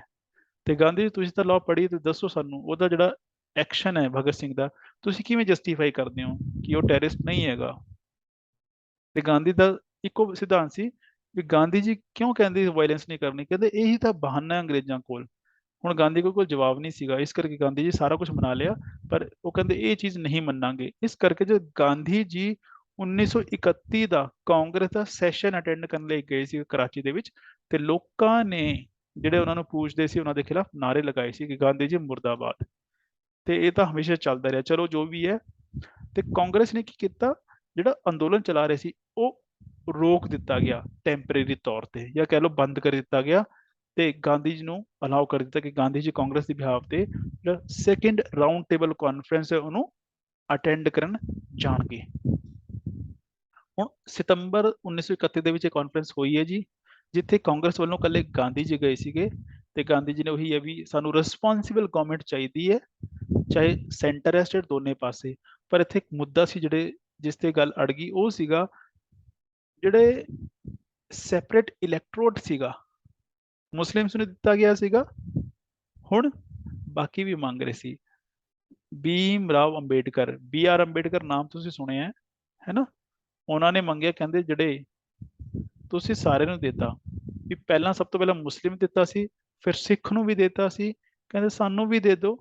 ਜਿੰਨੇ ਵੀ ਇੱਥੇ ਡਿਪਰੈਸਡ ਕਲਾਸਿਸ ਨੇ ਉਹਨਾਂ ਨੂੰ ਵੀ ਤੁਸੀਂ ਇਹ ਦੇ ਦਿਓ। ਇਸ ਗੱਲ ਤੇ ਗਾਂਧੀ ਜੜ ਕੇ ਕਹਿੰਦੇ ਆਪਾਂ, ਤੁਸੀਂ ਪਹਿਲਾਂ ਧਰਮ ਦੇ ਨਾਮ ਤੇ ਦਿੱਤਾ ਠੀਕ ਹੈ, ਹੁਣ ਹਿੰਦੂਆਂ 'ਚ ਵੀ ਤੁਸੀਂ ਕਾਸਟ ਦੇ ਨਾਮ ਤੇ ਦਿਓਗੇ ਤੇ ਮੈਂ ਇਹ ਹੋਣ ਨਹੀਂ ਦੇਣਾ। ਗਾਂਧੀ ਜੀ ਗੁੱਸੇ 'ਚ ਉੱਠ ਕੇ ਪ੍ਰੋਟੈਸਟ ਦੇ ਵਿੱਚ ਛੱਡ ਕੇ ਆ ਗਏ ਸੀ। ਤੇ ਸੈਕਿੰਡ ਰਾਉਂਡ ਟੇਬਲ ਕਾਨਫਰੰਸ ਦਾ ਨਤੀਜਾ ਫਿਰ ਕੀ ਹੋਇਆ? ਜ਼ੀਰੋ ਨਿਕਲਿਆ ਜੀ, ਕੁਝ ਖੱਟਿਆ ਨਹੀਂ ਗਿਆ ਇਸ ਤੋਂ। ਫਿਰ ਤੀਸਰੀ ਵਾਰ ਉਹਨਾਂ ਨੂੰ ਨਹੀਂ ਬੁਲਾਇਆ ਗਿਆ, ਕਹਿੰਦੇ ਠੀਕ ਨਹੀਂ ਆਉਂਦੇ ਨਾ ਆਓ। ਤੇ ਅੰਗਰੇਜ਼ਾਂ ਨੇ ਕੀ ਕੀਤਾ, ਆਪਣੇ ਆਪ ਹੀ ਤੀਸਰੀ ਕਾਨਫਰੰਸ ਕੀਤੀ ਤੇ ਕੁਝ ਇੰਡੀਅਨ ਜਿਹੜੇ ਜਾ ਸਕਦੇ ਸੀ ਚਲੇ ਗਏ ਤੇ ਉਹਨਾਂ ਨੇ ਫਾਈਨਲ ਕਰਤਾ ਸੀ। ਠੀਕ ਹੈ।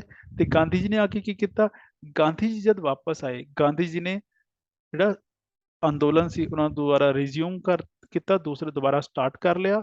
ਤੇ ਸਰਕਾਰ ਨੇ ਵੀ ਕੀ ਕੀਤਾ, ਉਹਨਾਂ ਨੇ ਦੁਬਾਰਾ ਡਿਕਲੇਅਰ ਕਰਤਾ ਵੀ ਕਾਂਗਰਸ ਤੇ ਬੈਨ ਲਗਾ ਦਿਓ, ਕਾਂਗਰਸ ਨੂੰ ਇਲੀਗਲ ਡਿਕਲੇਅਰ ਕਰ ਦਿਓ ਤੇ ਜਿੰਨਾ ਹੋ ਸਕਦਾ ਇਹਨੂੰ ਦਬਾਓ ਲੋਕਾਂ ਨੂੰ। ਤੇ ਉਹੀ ਚੱਲਦਾ ਰਿਹਾ ਜੀ। ਤੇ ਹੌਲੀ ਹੌਲੀ ਕੀ ਹੋਇਆ, ਇਹ ਸਾਰੇ ਜਿਹੜੇ ਹੈਗੇ ਗ੍ਰੈਜੂਅਲੀ ਅੰਦੋਲਨ ਬੰਦ ਹੋ ਗਿਆ ਕਿਉਂਕਿ ਗਾਂਧੀ ਜੀ ਜੇਲ੍ਹ 'ਚ ਦੁਬਾਰਾ ਚਲੇ ਗਏ ਸੀਗੇ। ਇੱਥੇ ਆ ਚੀਜ਼ ਯਾਦ ਰੱਖਣੀ ਹੈ, ਇੱਕ ਤਾਂ ਕਮਿਊਨਲ ਅਵਾਰਡ ਤੇ ਦੂਸਰਾ ਪੂਨਾ ਪੈਕਟ। ਕਮਿਊਨਲ ਅਵਾਰਡ ਕਰਕੇ ਪੂਨਾ ਪੈਕਟ ਹੋਇਆ ਸੀ ਤੇ ਇਸ ਕਰਕੇ ਤੁਹਾਨੂੰ ਯਾਦ ਰਹੇਗਾ, ਪਰ ਇਹ ਨਹੀਂ ਪਤਾ what is communal award. Award ਕੀ ਹੁੰਦਾ ਹੈ? ਇੱਕ ਅਨਾਉਂਸਮੈਂਟ ਕੀਤੀ ਗਈ, ਫੈਸਲਾ ਦਿੱਤਾ ਗਿਆ ਕਮਿਊਨਿਟੀ ਦੇ ਬੇਸ ਤੇ। ਸਿੰਪਲ ਜਿਹਾ ਇਹਦਾ ਮਤਲਬ ਇਹ ਹੈ ਵੀ ਜਿਹੜਾ ਪ੍ਰਧਾਨ ਮੰਤਰੀ ਸੀ ਰਾਮ ਸਿੰਘ ਮੈਕਡੋਨਲਡ, ਜੋ ਅੰਬੇਡਕਰ ਨੇ ਮੰਗਿਆ ਸੀ ਵੀ ਡਿਪਰੈਸਡ ਕਲਾਸਿਸ ਨੂੰ ਵੀ ਸੈਪਰੇਟ ਇਲੈਕਟੋਰੇਟ ਦੇ ਦਿਓ, ਜੋ ਕਿ ਮੁਸਲਿਮ ਤੇ ਸਿੱਖ ਨੂੰ ਦਿੱਤਾ ਹੈ ਉਹ ਦੇ ਦਿੱਤਾ ਗਿਆ। ਵੀ ਇਸ ਤੋਂ ਬਾਅਦ ਜਿਹੜੀ ਡਿਪਰੈਸਡ ਕਲਾਸਿਸ ਨੇ ਹਿੰਦੁਸਤਾਨ ਦੀਆਂ ਉਹ ਵੀ ਆਪਣਾ ਲੀਡਰ ਅਲੱਗ ਚੁਣਨਗੀਆਂ। ਬਸ ਆ ਸੀਗਾ, ਇਹ ਤਾਂ ਸੀਗਾ ਕਮਿਊਨਲ ਅਵਾਰਡ। ਪੂਨਾ ਪੈਕਟ ਕੀ ਹੈ ਫਿਰ? ਐਕਚੁਅਲੀ ਜਦ ਗਾਂਧੀ ਜੀ ਨੂੰ ਪਤਾ ਲੱਗਾ ਇਹ ਅਨਾਉਂਸ ਕੀਤਾ ਅੰਗਰੇਜ਼ਾਂ ਨੇ ਤੇ ਉਹਨਾਂ ਨੂੰ ਬੁਰਾ ਲੱਗਾ। ਉਹ ਕਹਿੰਦੇ ਮੈਂ ਇਹ ਨਹੀਂ ਹੋਣ ਦੇਣਾ। ਤੈਨੂੰ ਇੱਕੋ ਚੀਜ਼ ਆਉਂਦੀ ਸੀ, ਸੱਤਿਆਗ੍ਰਹਿ। ਉਹਨਾਂ ਨੇ ਸੱਤਿਆਗ੍ਰਹਿ ਕਿਵੇਂ ਕੀਤਾ? ਉਹਨਾਂ ਨੇ ਭੁੱਖ ਹੜਤਾਲ ਸ਼ੁਰੂ ਕਰਤੀ, ਹੰਗਰ ਸਟ੍ਰਾਈਕ। ਕਦੋਂ ਤੱਕ? ਇਨਡੈਫੀਨੇਟ। ਵੀ ਗਾਂਧੀ ਜੀ ਕਹਿੰਦੇ ਫਾਸਟ ਅਨਟੂ ਡੈਥ, ਕਿ ਜਦ ਤੱਕ ਤੁਸੀਂ ਇਹ ਕੈਂਸਲ ਨਹੀਂ ਕਰਦੇ ਤੇ ਮੈਂ ਰੋਟੀ ਨਹੀਂ ਖਾਣੀ।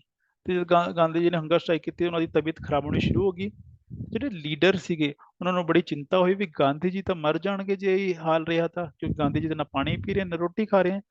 ਉਹਨਾਂ ਨੇ ਰਿਕੁਐਸਟ ਕੀਤੀ ਅੰਬੇਡਕਰ ਨੂੰ, ਤੇ ਕਿਉਂਕਿ ਗਾਂਧੀ ਜੀ ਪੂਨਾ ਦੀ ਜੇਲ੍ਹ ਦੇ ਵਿੱਚ ਸੀਗੇ ਤੇ ਉਸ ਪੂਨਾ ਦੇ ਵਿੱਚ ਹੀ ਗਾਂਧੀ ਤੇ ਅੰਬੇਡਕਰ ਦਾ ਇੱਕ ਸਮਝੌਤਾ ਹੋਇਆ। ਅੰਬੇਡਕਰ ਨੂੰ ਬੁਲਾਇਆ ਗਿਆ ਤੇ ਅੰਬੇਡਕਰ ਤੇ ਗਾਂਧੀ ਨਾਲ ਗੱਲਬਾਤ ਹੋਈ, ਇੱਕ ਸਮਝੌਤਾ ਹੋਇਆ। ਇਸ ਕਰਕੇ ਇਹਨੂੰ ਕਹਿੰਦੇ ਆ ਪੂਨਾ ਦਾ ਸਮਝੌਤਾ ਜਾਂ ਪੂਨਾ ਪੈਕਟ। ਠੀਕ ਹੈ, ਸਿੰਪਲ ਜੀ ਗੱਲ ਹੈ। ਮਿਲਿਆ ਕੀ ਸੀ ਉਹਨਾਂ ਨੂੰ? Separate electorate. ਗਾਂਧੀ ਜੀ ਨੇ ਕਿਹਾ ਅੰਬੇਡਕਰ ਨੂੰ, ਸਮਝਾਇਆ ਤੇ ਅੰਬੇਡਕਰ ਸਮਝ ਗਿਆ ਵੀ ਤੁਸੀਂ ਸੈਪਰੇਟ ਇਲੈਕਟੋਰੇਟ ਦੀ ਡਿਮਾਂਡ ਨਾ ਕਰੋ, ਅਸੀਂ ਕੀ ਕਰਦੇ ਹਾਂ ਤੁਹਾਨੂੰ ਰਿਜ਼ਰਵੇਸ਼ਨ ਦੇ ਦਿੰਦੇ ਆ 18% ਦੀ। ਕਾਹਦੇ ਵਿੱਚ? ਜਿਹੜੇ ਕਿ ਲੋਕ ਸਭਾ ਹੈ, ਸੈਂਟਰਲ ਲੈਜਿਸਲੇਟਿਵ ਅਸੈਂਬਲੀ ਜਿਹਨੂੰ ਅੱਜ ਲੋਕ ਸਭਾ ਕਹਿੰਦੇ ਆ, ਉਸ 'ਚ ਤੁਹਾਡੀ 18% ਸੀਟਾਂ ਹੋਣਗੀਆਂ। ਤੇ ਜਿਹੜੀ ਵਿਧਾਨ ਸਭਾਵਾਂ ਨੇ ਸਟੇਟ ਦੀਆਂ ਉਹਨਾਂ 'ਚ ਵੀ ਤੁਹਾਨੂੰ ਆਪਾਂ ਸ਼ੇਅਰ ਦੇ ਦਿੰਦੇ ਆ, ਪਰ ਤੁਸੀਂ ਆਪਣਾ ਅਲੱਗ ਇਲੈਕਸ਼ਨ ਨਹੀਂ ਲੜਨਾ। ਗਾਂਧੀ ਜੀ ਮੰਨ ਗਏ ਤਾਂ ਜਿਹੜਾ ਪ੍ਰਧਾਨ ਮੰਤਰੀ ਰਾਮ ਸਿੰਘ ਮੈਕਡੋਨਲਡ ਉਹ ਕਹਿੰਦਾ ਫਿਰ ਮੈਂ ਵੀ ਮੰਨ ਜਾ, ਮੈਨੂੰ ਕੀ ਪ੍ਰੋਬਲਮ ਹੈ। ਤਾਂ ਉਹਨਾਂ ਨੇ ਚੇਂਜ ਕਰਤਾ ਸੀ। ਤਾਂ ਕਮਿਊਨਲ ਅਵਾਰਡ ਕੀ ਸੀਗਾ? ਸੈਪਰੇਟ ਇਲੈਕਟੋਰੇਟ ਜਿਹੜਾ ਅਨਾਉਂਸ ਕੀਤਾ ਗਿਆ ਸੀ ਡਿਪਰੈਸਡ ਕਲਾਸਿਸ ਲਈ। ਤੇ ਪੂਨਾ ਪੈਕਟ ਕੀ ਸੀਗਾ? ਪੂਨਾ ਦੇ ਵਿੱਚ ਜਿਹੜਾ ਸਮਝੌਤਾ ਹੈ ਗਾਂਧੀ ਤੇ ਅੰਬੇਡਕਰ ਦੇ ਵਿੱਚ, ਜਿਸ 'ਚ ਜਿਹੜਾ ਸੈਪਰੇਟ ਇਲੈਕਟੋਰੇਟ ਹੈ ਉਹ ਖਤਮ ਕਰਵਾ ਦਿੱਤਾ ਗਿਆ ਸੀਗਾ ਤੇ ਰਿਜ਼ਰਵੇਸ਼ਨ ਦੀ ਪ੍ਰੋਵੀਜ਼ਨ ਕਰ ਦਿੱਤੀ ਗਈ ਸੀ ਫॉर द ਡਿਪਰੈਸਡ ਕਲਾਸਿਸ। ਠੀਕ ਹੈ ਜੀ। ਪੂਨਾ ਪੈਕਟ ਜਿਹੜਾ ਮੈਂ ਦੱਸਿਆ ਵੀ ਅੰਬੇਡਕਰ ਤੇ ਗਾਂਧੀ ਦੇ ਵਿੱਚ ਹੋਇਆ ਤੇ ਆਹ 18% ਉਹਨਾਂ ਦੀ ਸੀਟਸ ਜਿਹੜੇ ਪ੍ਰੋਵਿੰਸ ਜਾਂ ਸਟੇਟ ਦੇ ਵਿੱਚ ਨੇ ਉੱਥੇ ਉਹਨਾਂ ਦੀ ਸੀਟਾਂ 71 ਤੋਂ ਵਧਾ ਕੇ 147 ਉਹਨਾਂ ਨੂੰ ਸੀਟਾਂ ਮਿਲ ਗਈਆਂ। ਇਹ ਚੀਜ਼ਾਂ ਤੁਹਾਨੂੰ ਧਿਆਨ ਹੋਣੀ ਚਾਹੀਦੀਆਂ ਵੀ ਕਿਹਦੇ ਵਿੱਚ ਸਮਝੌਤਾ ਹੋ ਰਿਹਾ, ਕਦੋਂ ਹੋ ਰਿਹਾ, ਕੀ ਹੋ ਰਿਹਾ ਹੈ। ਇਹ ਬਸ ਲਾਸਟ ਹੈ। ਲਾਸਟ ਕੀ ਹੈ? ਪਹਿਲੀ ਰਾਉਂਡ ਟੇਬਲ ਕਾਨਫਰੰਸ ਹੋਈ, ਕਾਂਗਰਸ ਨਹੀਂ ਗਈ। ਦੂਸਰੀ 'ਚ ਗਈ ਸੀਗੀ, ਤੀਸਰੀ 'ਚ ਫਿਰ ਨਹੀਂ ਗਈ। ਤੀਸਰੀ ਬੁਲਾਈ ਉਹਨਾਂ ਨੇ ਪਰ ਹੁਣ ਕਾਂਗਰਸ ਨੇ ਕਹਿੰਦੇ ਨਾਓ ਜੋ ਡਿਸਕਸ ਕਰਨਾ ਸੀ ਕਰ ਲਿਆ। ਡਿਸਕਸ ਕੀ ਕਰਨਾ ਸੀ ਵੀ ਹਿੰਦੁਸਤਾਨ 'ਚ ਕੋਈ ਸੁਧਾਰ ਦੀ ਲੋੜ ਹੈ, ਕੋਈ ਨਵੇਂ ਲਾਅ ਬਣਾਉਣ ਦੀ ਲੋੜ ਹੈ ਜਾਂ ਨਹੀਂ ਹੈ। ਉਹਨਾਂ ਨੇ ਡਿਸਕਸ ਕੀਤਾ ਸਾਈਮਨ ਕਮਿਸ਼ਨ ਦੀ ਰਿਪੋਰਟ ਤੇ ਉਹਦੇ ਬੇਸ ਤੇ ਜੋ ਡਿਸਕਸ਼ਨ ਹੋਈ ਸੀ ਰਾਉਂਡ ਟੇਬਲ ਕਾਨਫਰੰਸ, ਉਹਦਾ ਰਿਜ਼ਲਟ ਕੀ ਸੀਗਾ? ਉਹਦਾ ਰਿਜ਼ਲਟ ਸੀਗਾ ਨਵਾਂ ਕਾਨੂੰਨ ਬਣਾਇਆ ਗਿਆ ਜਿਹੜਾ ਕਿ ਜਿਹਨੂੰ ਕਹਿੰਦੇ ਗਵਰਨਮੈਂਟ ਆਫ ਇੰਡੀਆ ਐਕਟ 1935। ਠੀਕ ਹੈ ਜੀ। ਇਹਦੇ ਬਾਰੇ ਸਿਰਫ ਇਹ ਪਤਾ ਹੋਣਾ ਚਾਹੀਦਾ ਖਾਸ ਗੱਲ ਕੀ ਹੈ, ਜੋ ਪੁਰਾਣੇ ਕਾਨੂੰਨ ਚੱਲ ਰਹੇ ਸੀਗੇ ਉਹ ਤਾਂ ਉਹਨਾਂ ਨੇ ਕੰਟੀਨਿਊ ਰੱਖੇ। ਇੱਥੇ ਇੱਕ ਫੈਡਰਲ ਗਵਰਨਮੈਂਟ ਦੀ ਪ੍ਰੋਵੀਜ਼ਨ ਕਰਤੀ ਵੀ ਜਿਹੜੇ ਹਿੰਦੁਸਤਾਨ 'ਚ ਫੈਡਰਲ ਗਵਰਨਮੈਂਟ ਹੋਣੀ ਚਾਹੀਦੀ ਹੈ। ਪਰ ਇੱਕ ਚੀਜ਼ ਯਾਦ ਰੱਖਿਓ, ਜੋ ਇਹਦੀ ਪ੍ਰੋਵੀਜ਼ਨਸ ਨਹੀਂ, ਜੋ ਇਸ ਕਾਨੂੰਨ 'ਚ ਸੋਚਿਆ ਗਿਆ ਸੀ ਉਹ ਕਦੇ ਲਾਗੂ ਨਹੀਂ ਹੋਇਆ ਕਿਉਂਕਿ ਉਸ ਤੋਂ ਬਾਅਦ ਤਾਂ ਕਾਂਗਰਸ ਆਪਣਾ ਅਲੱਗ ਮੁੱਦੇ ਤੇ ਅੜ ਗਈ। ਫਿਰ ਵਰਲਡ ਵਾਰ ਸ਼ੁਰੂ ਹੋ ਗਈ, ਫਿਰ ਇੰਡੀਅਨਸ ਹੀ ਅੜ ਗਏ, ਕਹਿੰਦੇ ਹੁਣ ਤਾਂ ਆਜ਼ਾਦੀ ਚਾਹੀਦੀ, ਫਿਰ ਅੰਗਰੇਜ਼ ਕੁਝ ਨਹੀਂ ਕਰ ਸਕੇ ਤੇ ਇਹ ਆਜ਼ਾਦੀ ਤੋਂ ਬਾਅਦ ਹੀ ਦੇ ਬਾਰੇ ਕੁਝ ਹੋਇਆ ਹੈ। ਤੇ ਇਹ ਤੱਕ ਸਿਰਫ ਕਾਨੂੰਨ ਪਾਸ ਹੋਇਆ ਸੀ, ਲਾਗੂ ਨਹੀਂ ਸੀ ਹੋ ਸਕਿਆ। ਇਹਦੇ ਵਿੱਚ ਖਾਸ ਗੱਲਾਂ ਕੀ ਹੈ ਵੀ ਜਿਹੜੇ ਪ੍ਰੋਵਿੰਸਿਸ ਹੋਣਗੇ, ਸੂਬੇ ਹੋਣਗੇ, ਉਹਨਾਂ ਨੂੰ ਆਪਣੇ ਅਧਿਕਾਰ ਦਿੱਤੇ ਜਾਣਗੇ, ਉਹ ਆਪਣੇ ਆਪ 'ਚ ਆਜ਼ਾਦ ਹੋਣਗੇ, ਆਪਣੇ ਆਪ ਨੂੰ ਰੂਲ ਕਰਨ ਦਾ, ਐਡਮਿਨਿਸਟਰ ਕਰਨ ਦਾ ਉਹਨਾਂ ਨੂੰ ਪੂਰਾ ਅਧਿਕਾਰ ਹੋਏਗਾ। ਫਿਰ ਜਿਹੜੇ ਡਾਇਰਕੀ 1909 'ਚ ਦਿੱਤੀ ਗਈ ਸੀਗੀ, 19 ਜਿਹੜੀ ਦਿੱਤੀ ਗਈ ਸੀਗੀ ਉਹ ਅਬੋਲਿਸ਼ ਕਰ ਦਿੱਤੀ ਗਈ। ਕਹਿੰਦੇ ਇੱਥੇ ਉਹ ਚੀਜ਼ ਦੀ ਪ੍ਰੋਵੀਜ਼ਨ ਨਹੀਂ ਰਹੇਗੀ। ਜਿਹੜੇ ਮਿਨਿਸਟਰ ਸੀਗੇ, ਠੀਕ ਹੈ, ਉਹ ਲੈਜਿਸਲੇਟਿਵ ਤੇ ਫੈਡਰੇਸ਼ਨ ਉਹਦੇ ਲਈ ਰਿਸਪੌਂਸਿਬਲ ਬਣਾ ਦੇਗੀ, ਮੀਨਸ ਉਹ ਜ਼ਿੰਮੇਵਾਰ ਹੋਣਗੇ। ਹੁਣ ਇਹਦੀ ਪ੍ਰੋਵੀਜ਼ਨਸ ਹੈ, ਇਹ ਨਹੀਂ ਇੰਪੋਰਟੈਂਟ ਨਹੀਂ ਹੈਗੀਆਂ, ਬਸ ਆ ਕੁਝ ਡਿਸਕਸ ਕਰਨਾ ਸੀ ਅੱਜ ਆਪਾਂ। ਤੇ ਸੀਗਾ ਥੋੜਾ ਜਿਹਾ ਟੇਢਾ, ਪਰ ਇਹ ਹੈ ਕਿ ਬਹੁਤ ਸਾਰੇ ਪੁਆਇੰਟ ਸੀਗੇ, ਹੋ ਸਕਦਾ ਇਸ ਕਰਕੇ ਥੋੜੀ ਕਨਫਿਊਜ਼ਨ ਹੋ ਰਹੀ ਹੋਵੇ। ਬਸ ਇਹ ਦੇਖੋ, ਸਮਝੋ ਇਸ ਚੀਜ਼ ਨੂੰ। ਹਾਂ, ਜਿੱਥੇ ਸਮਝ ਨਾ ਆਵੇ ਉਹ ਪੁੱਛ ਸਕਦੇ ਹੋ ਜੇ ਕੋਈ ਡਾਊਟ ਹੈਗਾ ਤਾਂ, ਅਦਰਵਾਈਜ਼ ਮੈਨੂੰ ਲੱਗਦਾ ਨਹੀਂ ਕੁਝ ਇੰਨਾ ਹੋਏਗਾ, ਕਿਉਂਕਿ ਰਿਵਾਈਜ਼ ਕਰਨ ਨਾਲ ਛੇਤੀ ਤੁਹਾਨੂੰ ਹੋਰ ਕੈਚਅਪ ਹੋਏਗਾ। ਰਾਈਟ ਜੀ? ਹਾਂਜੀ ਸਰ। ਜੀ, ਕੋਈ ਡਾਊਟ ਤਾਂ ਨਹੀਂ ਹੈ? ਨਹੀਂ ਸਰ, ਇੱਕ ਵਾਰੀ ਰਿਵਾਈਜ਼ ਕਰਨਾ ਪਏਗਾ, ਥੋੜਾ ਜਿਹਾ ਜ਼ਿਆਦਾ ਰਾਈਟ, ਹੋ ਗਿਆ ਮੈਟਰ ਇਕੱਠਾ। ਜੀ ਜੀ ਜੀ ਜੀ। ਬਸ ਇਹ ਹੈ ਕਿ